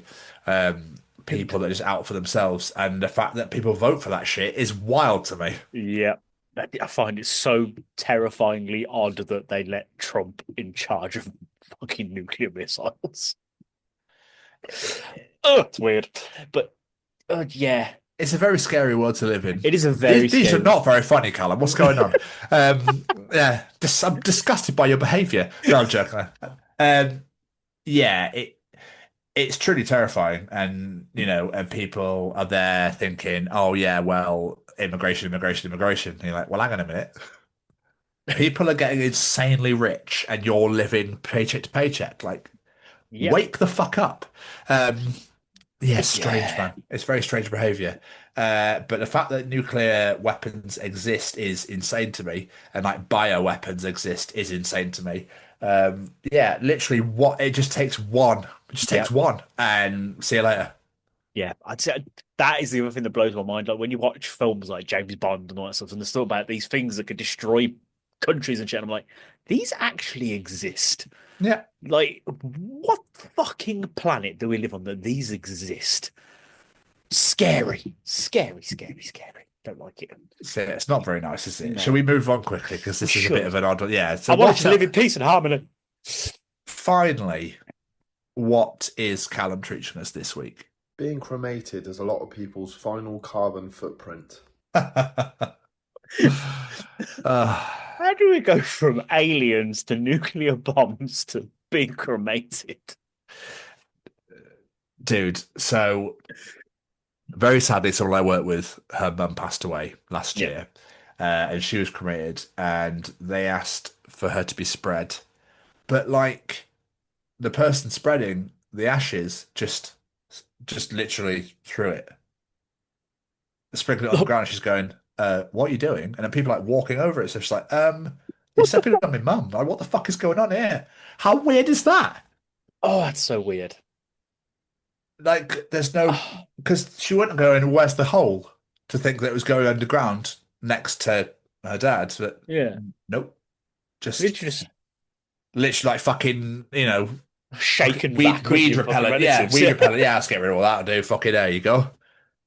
That's horrible. Piece of human ash just stuck to them. Oh, that's... It's so weird, isn't it? It's so weird. I've always found it really odd. Obviously, it's going to happen at some point, but the idea of both of them freak me out. So it's like, I don't know. But dude, the amount of people that have existed on this earth so far, surely there's no room left. You'd think so, wouldn't you? It's surely. And that's why cremation became a thing. Because it would just be like, oh, there you go, that's easy. Just sprinkle, there you go, see you later. Sprinkle. But, I hope that when I do go and I get cremated, that I get put down the throat of someone I fucking hate and they get choke on me. There you go, now you're really choking me bollocks now, aren't you? And you say, oh, that's me bollocks, might be my fingers, I'm not quite sure. Where do you want your ashes spread down the gullet of my enemies? Yeah. I've got no kids, but I just get someone to be like, can you just make sure they drink me? And I'll fucking take them out.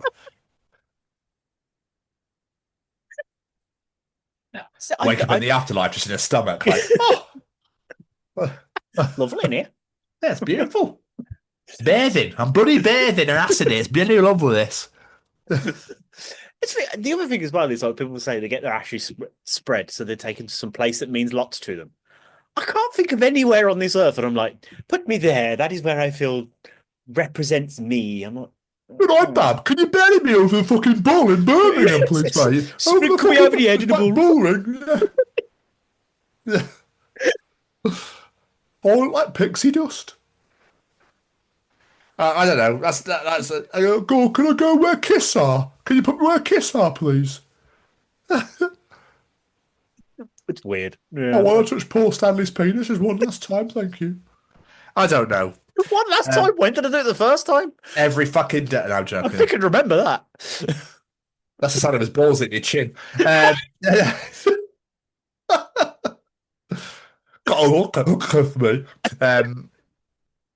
Yeah, man. I mean, I'm assuming it's in this contained sort of. I imagine there's no chimney. I'd mean, you'd have to have a chimney, wouldn't you, for the fucking yeah. So yeah, does that mean that in China there's a lot of fucking people getting cremated every day? Possibly. That's why the pollution's so bad. Everyone's trying to take China down by air.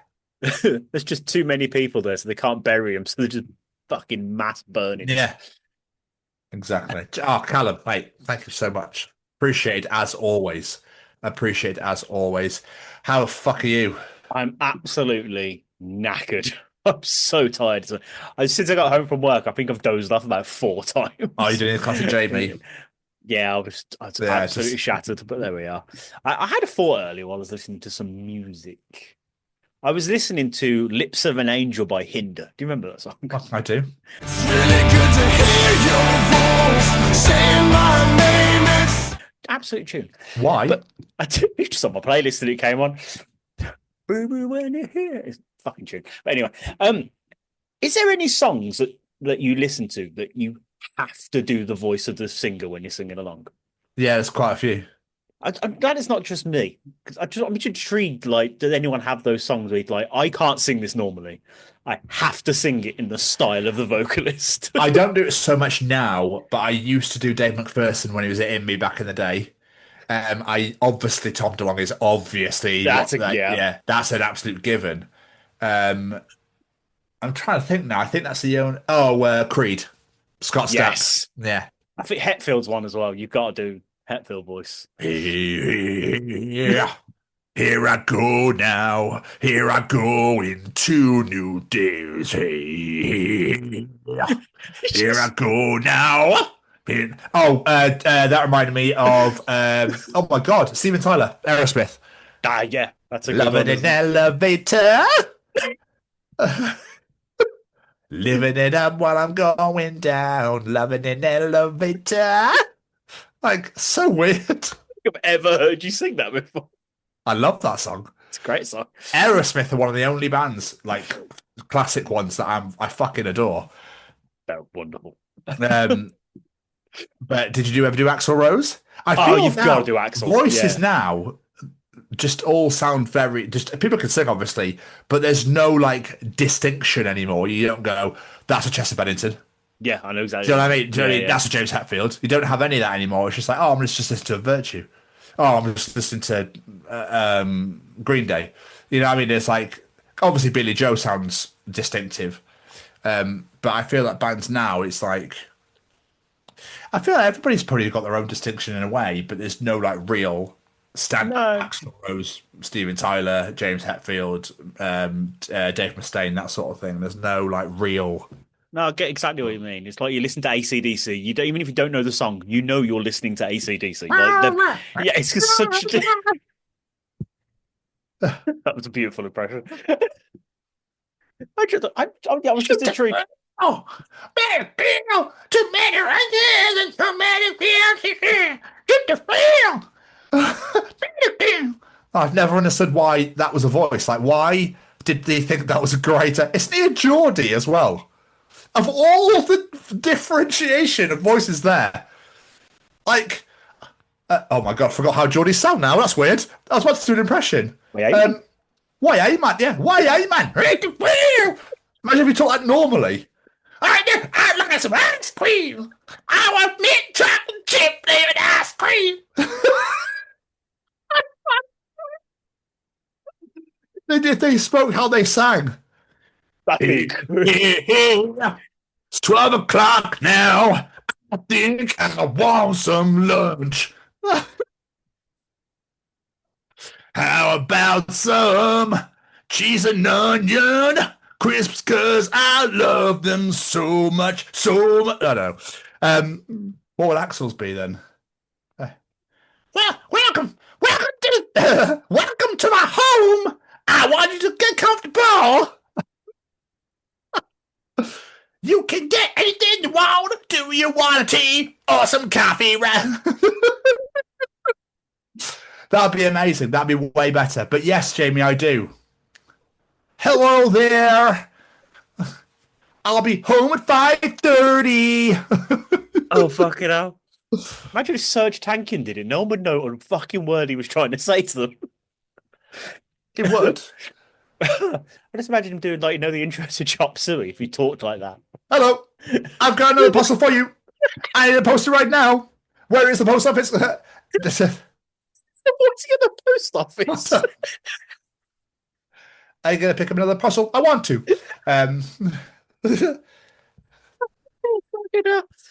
Oh, I've never been so glad I asked a question in my life. That was. But yes, Jamie, do you? Yeah, yes, I do. Yes.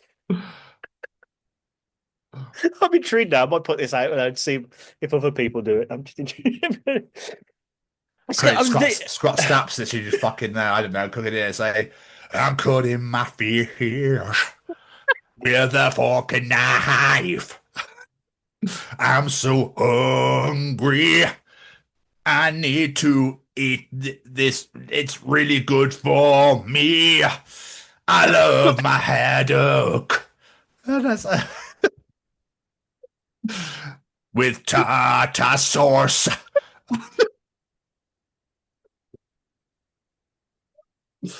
I could do this forever. This is so much fun. But I'm not talking normally. I find because I feel like I can't do the voice without having to sing a song. It's weird. It's because that's not how they talk normally. Obviously, yeah. But yeah, I was just singing along to Hinder and was intrigued if anyone else did. So what's Hinder's lead singer's voice then? Oh God, I'm trying to write. Oh. Baby, when I hear your voice, it says my name. Sounds so sweet. Yeah, it's very. I don't know any other Hinder songs. I just know that one. I know quite a few, but for the life of me, Breaking Benjamin is another one. Oh yeah. How do these sound now? I will try to find my place in the diary of Jane. Giant. Probably way better than that. His voice is amazing. But yeah, so Chester, obviously, I mean, nobody will replicate or Jacoby that speaks in rap. Time and time again, you're always late for your sermon. Vicar, think about coming to church earlier, 'cause I need you here for psalms and hymns and everything. Now I've gotta drive home. I need to pick my kids up from nursery at 4. There's the pause after church, like your brain went, what the fuck do they do in church again? Yeah, I don't really go. So No. just sing psalms and hymns. Psalms are teachings and readings, I think, and then hymns are songs. Yes. Yeah, I'm having too much fun with it. So probably people there going, "Fucking hell, boys! Like I've got work in a bit. Can you hurry the fuck up?" So yeah, I'm pretty tired. I think we know what audience participation is for next week. Oh Jesus Christ! So how are you? I also am quite tired. Also, I've had big family. Literally before we were about to record the interview last night, and it was like, oh, and then this morning I was like, oh, 3 family members in hospital in one day. Insane. They're all 2 are home, 1 is in recovery. But yeah, my grandmother had hip replacement surgery today, and I had no fucking idea. Oh, until this morning. So I was like, wondering who the third one was. Yeah, I was like, oh right, okay. So Dad was in. Obviously, so he got home about an hour ago. Lexi, my niece, was in today, having their bits and pieces done, and then my grandmother was having hip replacement surgery, and I didn't know. You know, so I was just like, Jesus Christ, what's going on?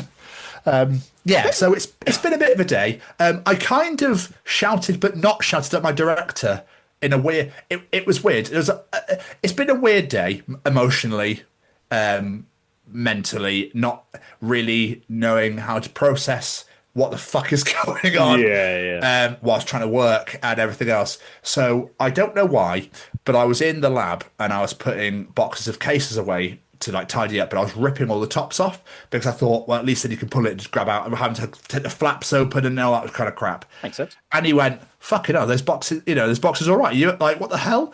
And I went, yes. Well, I'm having a bit of a crisis. And I just like kind of got really shitty out of nowhere. And then afterwards I was like, you're my big boss. I'm really sorry about that. I don't really know what came over me. So I told him what happened. He was just stood there like wide-eyed, like, oh, fuck, okay. Well, that's fine. That's okay. Don't worry about it. It's not, I haven't taken any offense to it.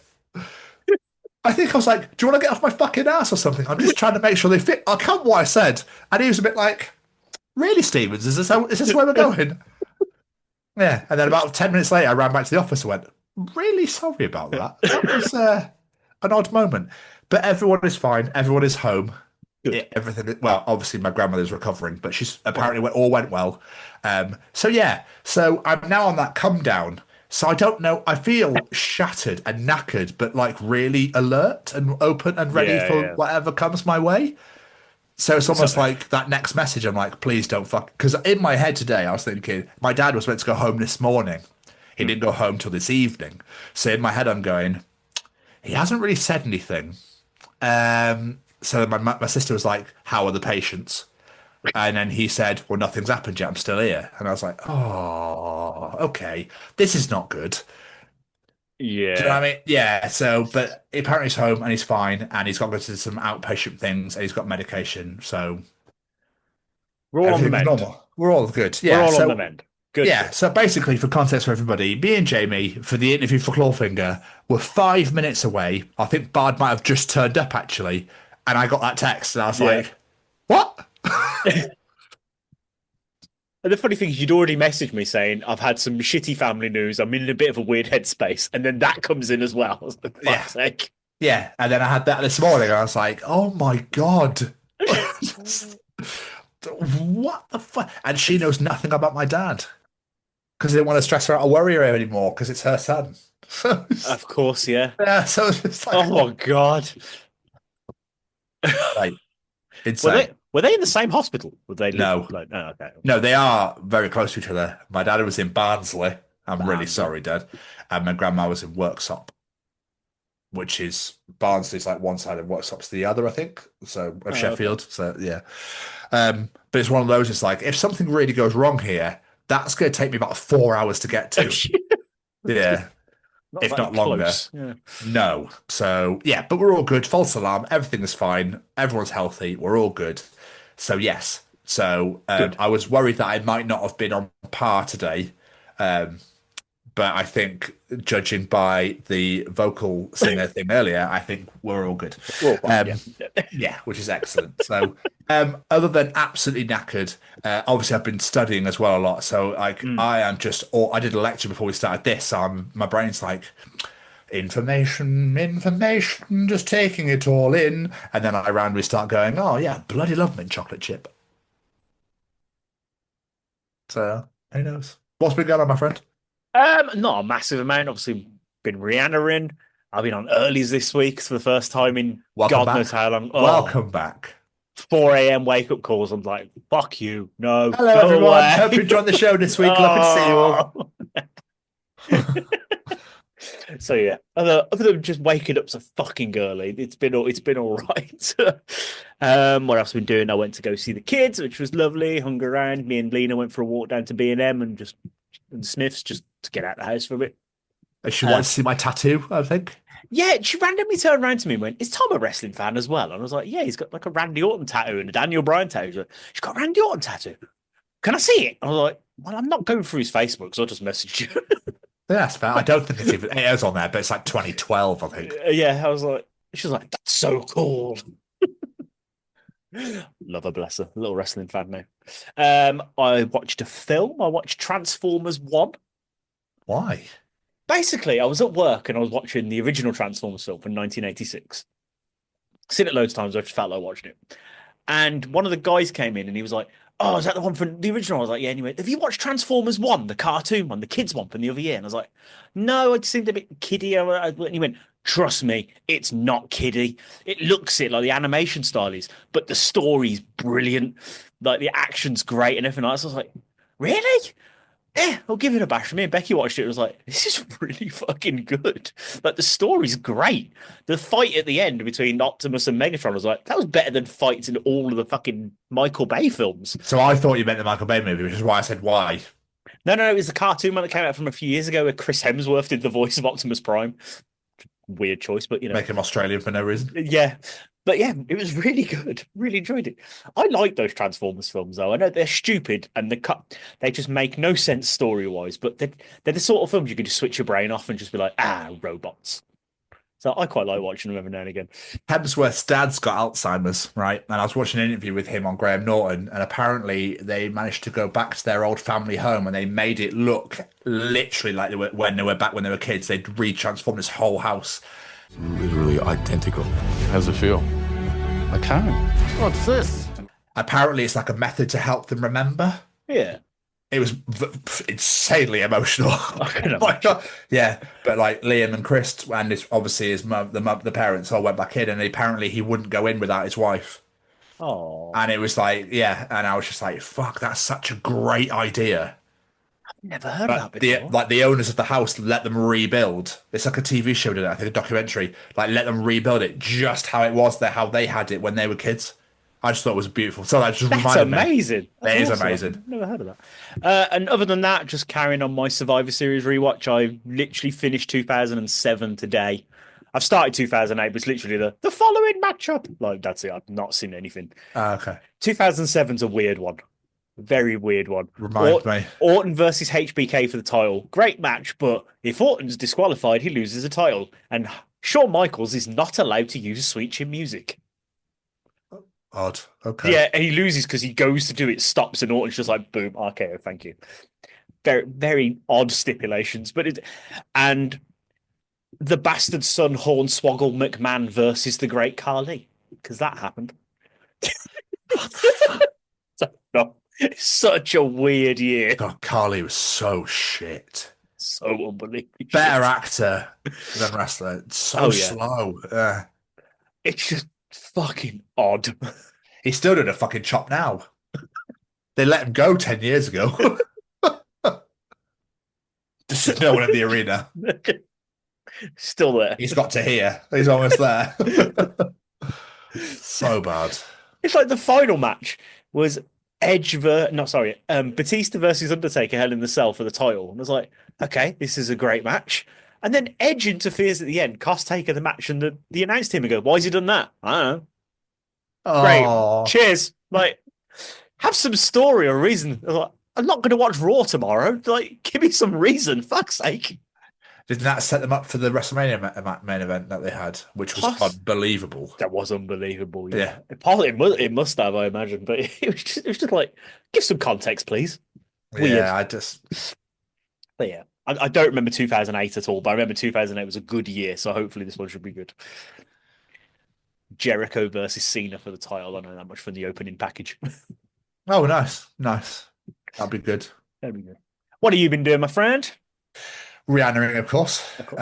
Like I said, studying my ass off. So I've moved all of my flashcards that were on my desk. They're now all on my wall. Oh, okay. And they're literally, as I wake up, I'll look straight at it.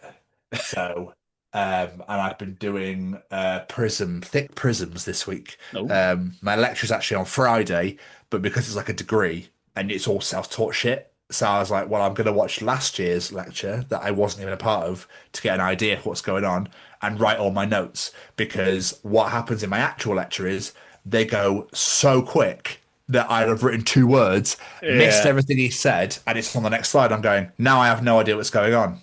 So I literally will go, because it's the same lectures anyway, just hosted by different people.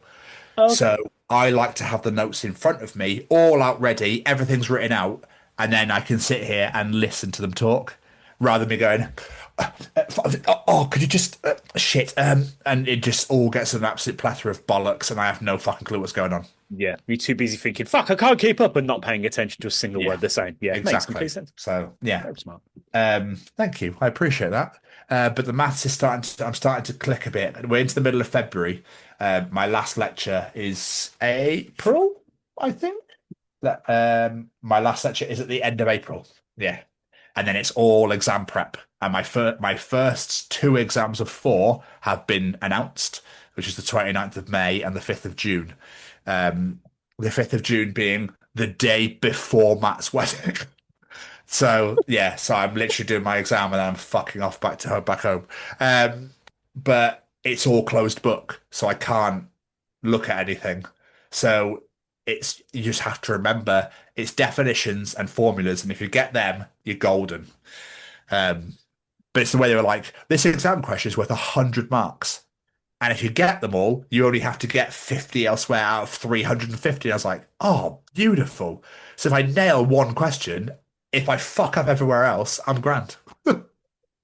So I'm not going to. I plan to absolutely smash these exams because they're entry exams. And if I fail, I have to wait till next year. Oh, yeah, we don't want that. Yeah, we don't want that. So I want to go in, all guns fucking blazing. I'll be sat right here, which is even weirder. And you have to show them around your room to show there's nothing stuck to walls or stuck to doors or... Yeah, it's crazy. Fuck? It's so Would it odd. make more sense for you to go somewhere? One of them is a practical, I think. So one of them, I think, is with you. I'm with you in April. I've got to come up for 2 days again and stay in that Premier Inn. So yeah, man, it's so that's been going on. So I'm quite knackered from that. Mentioned my family stuff going on at the moment as well. Going on with all that. Obviously, we interviewed last night. We're recording tonight. Aberdeen are currently playing in the Scottish FA Cup, and I have no idea what's going on. Talking of sports, the rugby. Sorry, just this is absolutely lovely. Hello, England. Let's have a conversation, shall we? Jamie, I'm not joking. That game started and we scored within 5 minutes, and I was going, "Oh, okay, there's clearly just a one-off." And then we scored again 5 minutes later, and I was like, "Well, I think we were absolutely. I think it was like 24-3 by like 25 minutes in." I'm like, "What the fuck am I watching? Is this us? Am I dreaming? I'm going to wake up in a minute." But we absolutely battered them. We absolutely battered you. And I just couldn't believe it. 31-20. We won. Fucking nice. Beautiful. It was so good. So we said last week, didn't we, that either they're going to be incredibly shit or they're going to go, oh, we fucked up last time. We're bringing it this game. We brought it. We did lose 3 key players to injuries that have knocked them out completely the tournament now, though, which is a bit like, fuck. And we go to the Principality. We go to Cardiff this weekend to take on the Welsh, who got battered 54-7 or 54-14 by France. So, yeah, they are terrible. So normally when we play terrible teams in their stadium, we lose. Look at Italy last week, and now we go to Wales, and I'm like, fuck. You and Callum were talking about it in the message. I don't pay attention because I like to talk about it on here. Do I remember Callum saying that he just turned the game off? Yeah. Yeah, what so? Classic England fans for you. Oh, we're going to lose anyway. Fuck it. Sorry, Callum, we love you. Can't be asked. And literally every newspaper and news article I've seen outside of Scotland were all about how bad England were, not about how amazing we were. Good Scotland, of course. Never, yeah.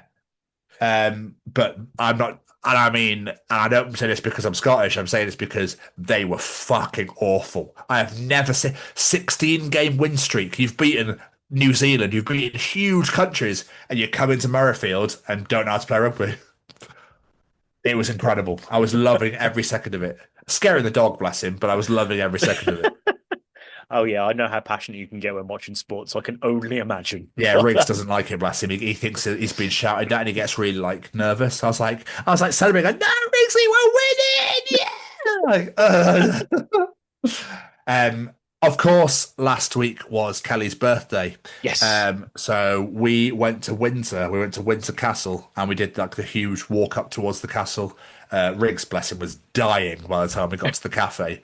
So we went to a little cafe on the side of the castle. We had like pastries and coffee. It was lovely. And to watch the changing of the guard. Now, I think I talked about this last week, but yeah, it was just a band. I was like, Typical. there we are. Anyway, on Friday, we went to Longleat. Now, I've never been to Longleat, No, man. but my God, it was incredible. Feeding them birds, and I got all those birds, there was loads of birds all over me and stuff like that. I was just like feeding them like this. And I said to my mum, and she went, "Oh, Tommy, classic, always attracting the birds, aren't you?"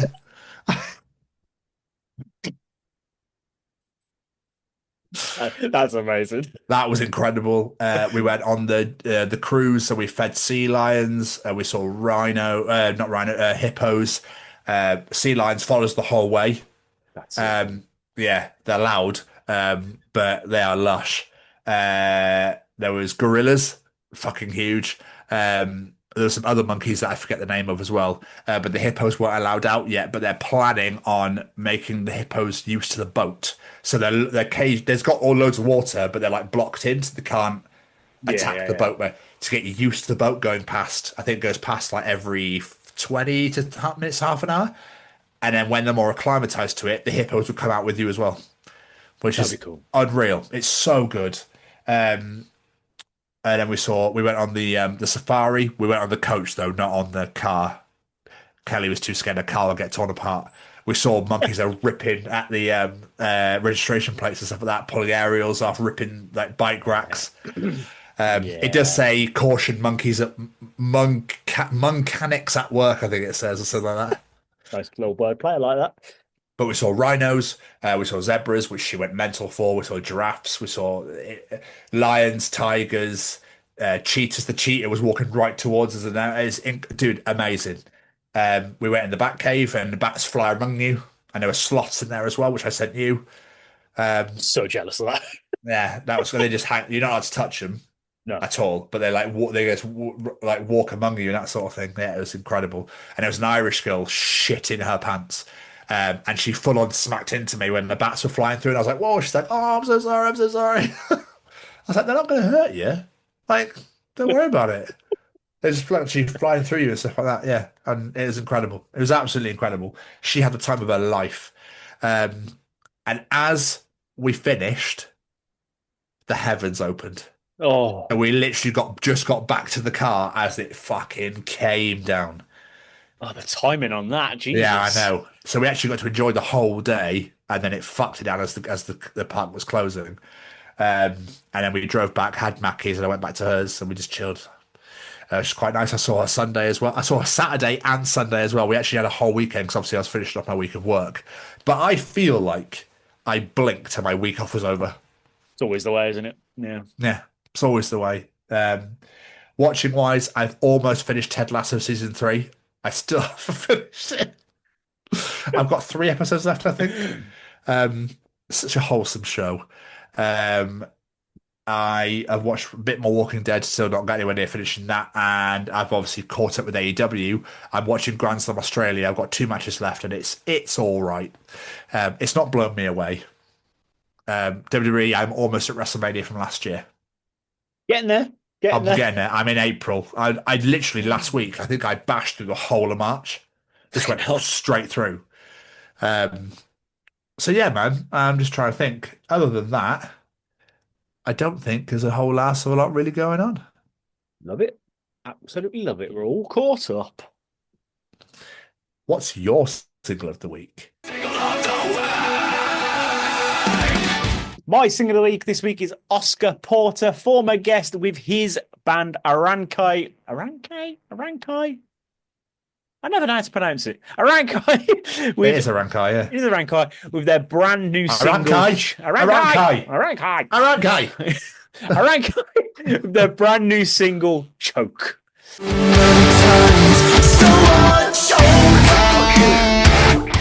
This is fucking incredible. I had a completely different single of the week until this morning because that song came out today. I was like, oh, new song, listen to it. I was like, yeah, that's single of the week now. Like, that is so damn good. Good old Oscar. He knows what he's doing, don't he? Bless him. Fucking incredible. Well, he's obviously left out just to pursue Yeah. Arankai full time. So Yeah, and touring with Echo soon. he is indeed. And yeah, absolutely incredible song. I definitely recommend everyone go check it out because, to be fair, all the songs he's released are great. But this one, yeah, really, really good. My single of the week was going to be the new single by Baby Lasagna, End the Party. It's so much fun. Classic Baby Lasagna, a bit more guitars in it as well. So, like embracing the rock side of it a bit more. Really fun song. I was like, yeah, this is great, but sorry, Arankai turned up a new single I wasn't expecting, and that one. So sorry, Baby Lasagna. So literally, I had the exact same issue. So my single of the week was going to be "Lost Inside the Sound" by Beyond Disdain, which came out last week at some point. But then I stumbled across the new single by the narrator and Avrilize, which is "Stasis."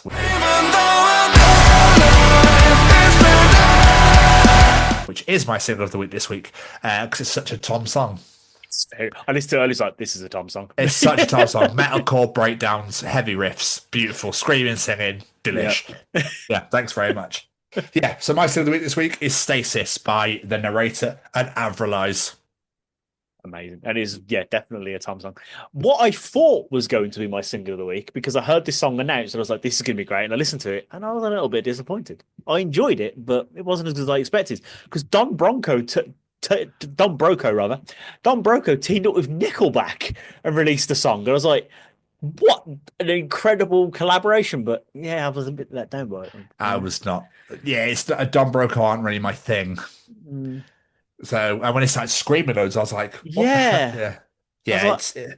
I didn't enjoy it either. No, but I know a lot of people did, and that's fine. And that's, Yeah. I like Chad's bits, but yeah, he just screamed and I was like, why aren't you singing with your funky singing voice? What are you doing? Yeah, wasn't a fan. What's your single of the week this week? We never ask them, not do we? No, we don't, do we? I think I might start doing that now by pointing at the camera and staring illicitly for a while. So, yeah. I don't even know if illicitly is the right word. It just sounded cool. Does sound good. Yeah.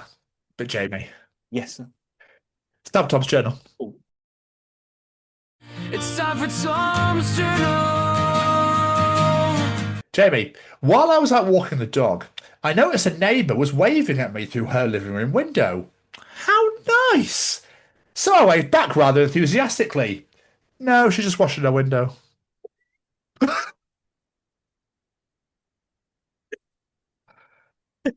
Fuck. Makes sense why she was enthusiastically. There must have been a bit of a stain. Yeah. This motherfucker, mate. Oh, look, David, look how nice it is. Hello, love. Oh, she's not. I'll never forget. I will never forget walking back from the gym. This is years ago, and that lady walking towards me in Cheltenham over the bridge, and she was like, and I had no fucking idea that there was a lady behind me. I did not know she was there, and I was like, "All right, how you doing?" Like, I didn't know, and she went straight past me to the bus behind me, and I was like, "Oh bollocks." That's not weird at all. I think whether we admit it or not, everyone has done something like that. I've had before where someone's going, "You're all right, mate," and I go, "You're all right, mate." Like, no idea who you are, and realised to talk to the guy behind me. Didn't know. Yeah, sorry. Yeah. It's like the Australian guys that do it as pranks, and they go, "There are some lovely melons," as the girl's walking towards them. There are some unbelievably huge melons. She's like, "What the fuck are you saying?" And he goes behind her, his mate's got the huge melons with him, and she goes, "Oh my god." I saw one of those the other day. He's like, "Could I interest you ladies in a one-night stand?" And his mate stood there with a nightstand in his hand.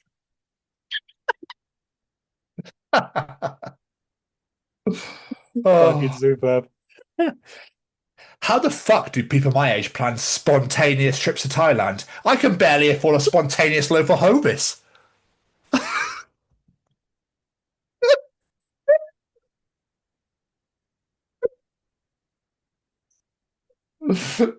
I like that. I thought it was so good. Fucking true, though. Do you know what, though? I wonder when the Bermuda Triangle stopped working, because there's not a lot of drama there anymore. That's a good point. You never hear that anymore, do you? No, When was the last time someone went missing in the Bermuda Triangle? I don't know. I have to look that up. Odd. Yeah, you never hear of it anymore, do you? No. So I was at a cafe and I really needed to fart. The music was so loud, so I timed it to the beat of the music. Then I realised I was listening to my iPod.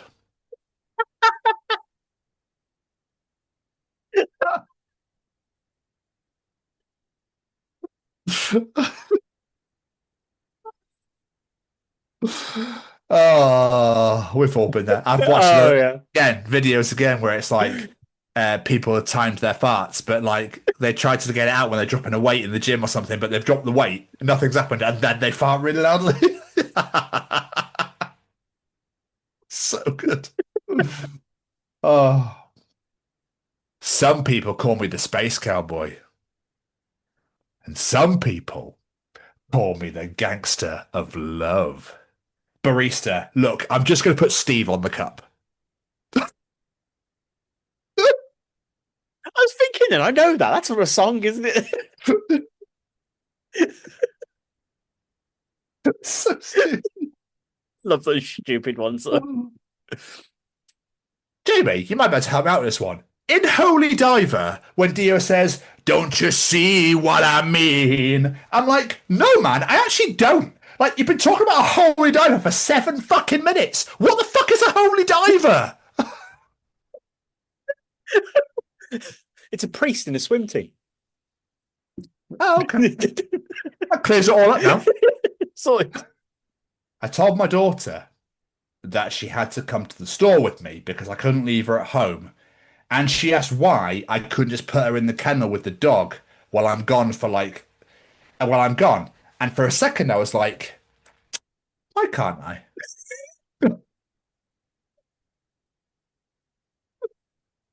I love the fact the kid suggested this. Yeah, I know. I don't go with you. Just lock me in a kennel with a dog. Oh, so good. I'm going to end on an absolutely gorgeous moment. Okay, and I don't know if you'll be able to relate, but we will see. Here comes another of Reddit moment. Oh, God. Fathers of Reddit, what was your ultimate don't tell your mother about this moment? So, are you ready? Go on, then. One night, when I was about 8, after I'd gone to bed, my dad was playing a Nintendo game, The Legend of Zelda, I think it was. We had both been playing it, but we were stuck. He finally found a secret passage, paused the game, came upstairs to wake me up. He told me he figured out where we were stuck, snuck me downstairs in a blanket. I'm sure my mum knew. And I got to stay up after midnight on a school night, hiding under a blanket to see where the hidden passage went. It was a silly little incident, but very memorable. That's so wholesome. It's I beautiful, love isn't it? that. You could tell the mum probably knew, and she went, "Do you know what? Enjoy yourself." Yeah. Yeah. That's just cute. A little bit of bonding. I love that. That was another edition of Tom's Journal. I felt because it was wholesome, I would just very liked that. calmly. Yeah, Yeah. it was very nice. Very, very nice. It's about getting into schools and talking to young people because, you know, I know that people can change. And it's about talking to people and getting them to understand and perhaps step back from violence and prejudice and whatever. And we just need to work together and keep on the good fight there. Absolutely. Hey there, guys. We are ecstatically happy to announce that we are associated with the Sophie Lancaster Foundation.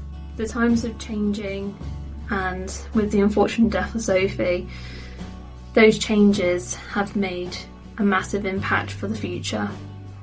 If Sophie was with us still today, I can guarantee what you are doing will still be reaching so many lives of young teenagers, young adults, and those who wish to be as different as possible. So thank you very much. To find out more about this incredible foundation and all the work they do, and more importantly, how you can help, head on over to www.sophielancasterfoundation.com. Mama, mama, Mr. Stevens, Mr. Stevens, Mr. Stevens. Fuck is that? Lips of an Angel. Oh, you did just say that. Yeah, that's a good point. Yeah, fair enough. I said, Jamie, we need to go and participate. And after all, we need to answer your call. Nice. I need to hear those answers from the audience. They sound so sweet when I read their comments that they're giving to me. It makes me happy. Nice. We'll take that. Because I said, Jamie, are you gonna fucking ask your question to participate? Answer Jamie's question, bitches. It's got to be aggressive at the end, otherwise it's just not right. Yeah, and I've been doing it for so many years now. This week, This is not slitting throats this week. that is a very good point. Every time I say that, I'm always going, why do I go to that level? I'll still never forget this time you said kill your nan the week after my nan died.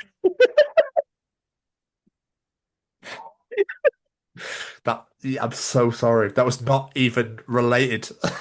So sorry. This is the first family member that came into my head.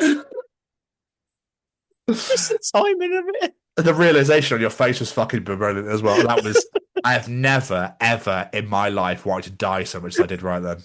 Just swallow me fucking whole. So funny. Oh. It was just I'm so sorry. That's not what I meant. Yeah, I shit myself. I went to a funeral. It was so sad. It's it's devastated me. It's absolutely, yeah. What if you're about killing your nan? Oh, fucking hell. Oh, awful that was. Oh, Jamie's audience participation time. Oh! this week I said we love a silly internet meme on this show, so here's one for you. If your mother had used the first two letters of her first name and your father had the last two letters of his name, what would your name be? I liked yours the other way around, but still. Obviously, my sister commented, but mine would be Alan. All in, Alan. A-L-I-N. I like that. Alison and Darren. So some of them, they sound a bit like real names, but you just got to pronounce them a little bit wrong. Because mine be Dean, basically. D-E-H-N. Yeah. Dehen.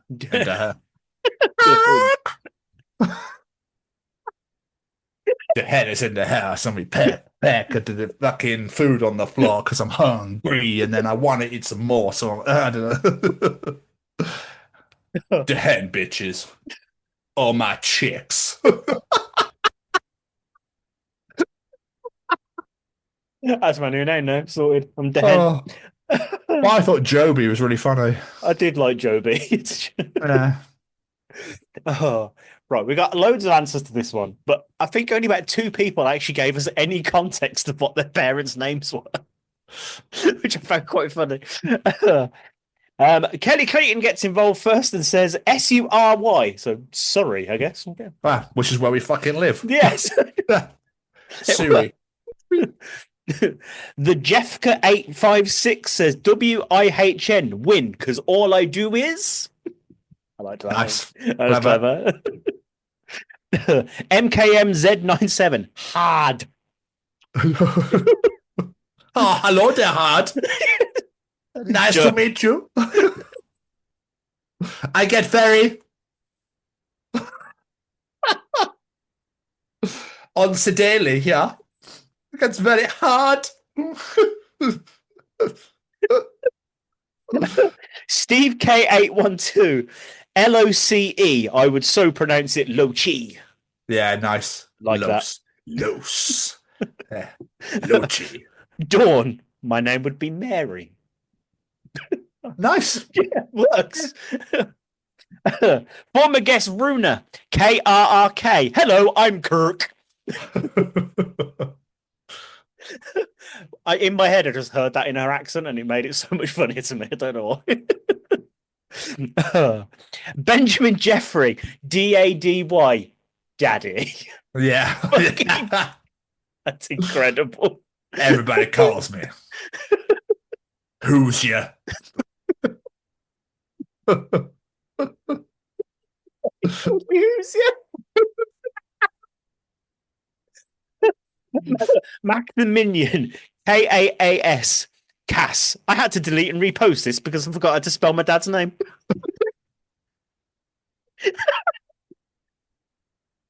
Oh, hello, Cass. Have you met Hard? Sounds like a shit fucking not Lauren Hardy. Dukes of Hazzard. What the fuck am I thinking of? Not Torval and Dean, they're ice skaters. Who am I thinking of? Bonnie and Clyde. It's Bonnie and Clyde. Definitely not Torval and Dean. Oh yeah, we like to Rob Sebastian, but we love a bit of figure skating every now and then. The Winter Olympics are on ya. Love a bit of figure skating. Never watch it any other time. But like Torval and Dean, yeah. Cass and Hard.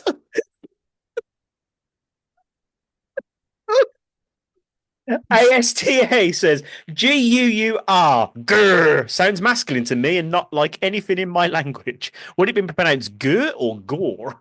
Hello, I'm Gur. They actually make a musical instrument out of me. Hurdy-gurdy.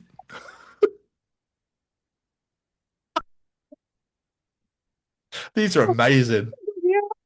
Mork the Orc, Bier, beer, which in German is a beer. What's going on? Perfect. Another German. Ah, hello, I'm Beer. Have you met Hard and Cass? They like to drink me. This person's name is just Dot. So Dot says ANOS. That is way too close to something else. Hello, my name is Anus. That is too close to the hole. Why no German? Oh, my name is Anus. That's my favourite so far. Oh, so good. That's so good. Oh. Gemma Williams from Talking Console says Jenny and Robert, so my name would be Jert. Lovely. I think I'll stick on my own. Sounds like a wank. Just going for a quick So, Jert. just Jert. So you just freeze, like you sort of like break your hand almost. Just jerting off.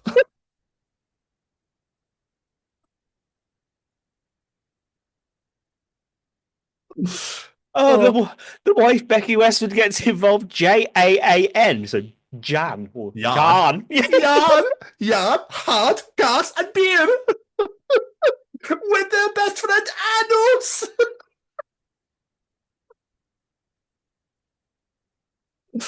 It's the brand new famous five bar in Brighton, the German variety. Yeah. Solving mysteries. Christ. Yeah, fuck me. That is amazing. Oh, wow. Oh, my daughter, Lena Westwood, gets involved. Joie. Joey? I guess you pronounce that one. Or Joy? Yeah. Hello. Phil Andre. Rude. Rude. Oh, rude. A Dutch co-host. Mally Malpass. Lyff. Life. I love that. I thought it was Liff. Like, it's almost Welsh, isn't it? Liff almost sounds Welsh. I really like that. Yeah. I could actually see that being someone's name too. So, yeah, same. Debbie Meyer. Lied. Lied. Oh dear. Mother, you're a liar. Libby Derbyshire. Lory. She's a lorry. Love that. Jade Knight. Kane. Kane. That's gotta be Kane! Perfect. Love that. Incredible. Ashley Wilson. Cave. Cave. She's a cave. Super. Jessica Stew. Cont. Podcast. Anus. Me cunt.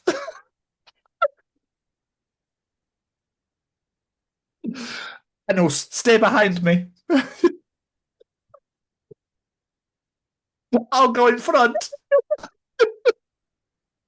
Oh, damn it, I was about to say it, but I could stop laughing.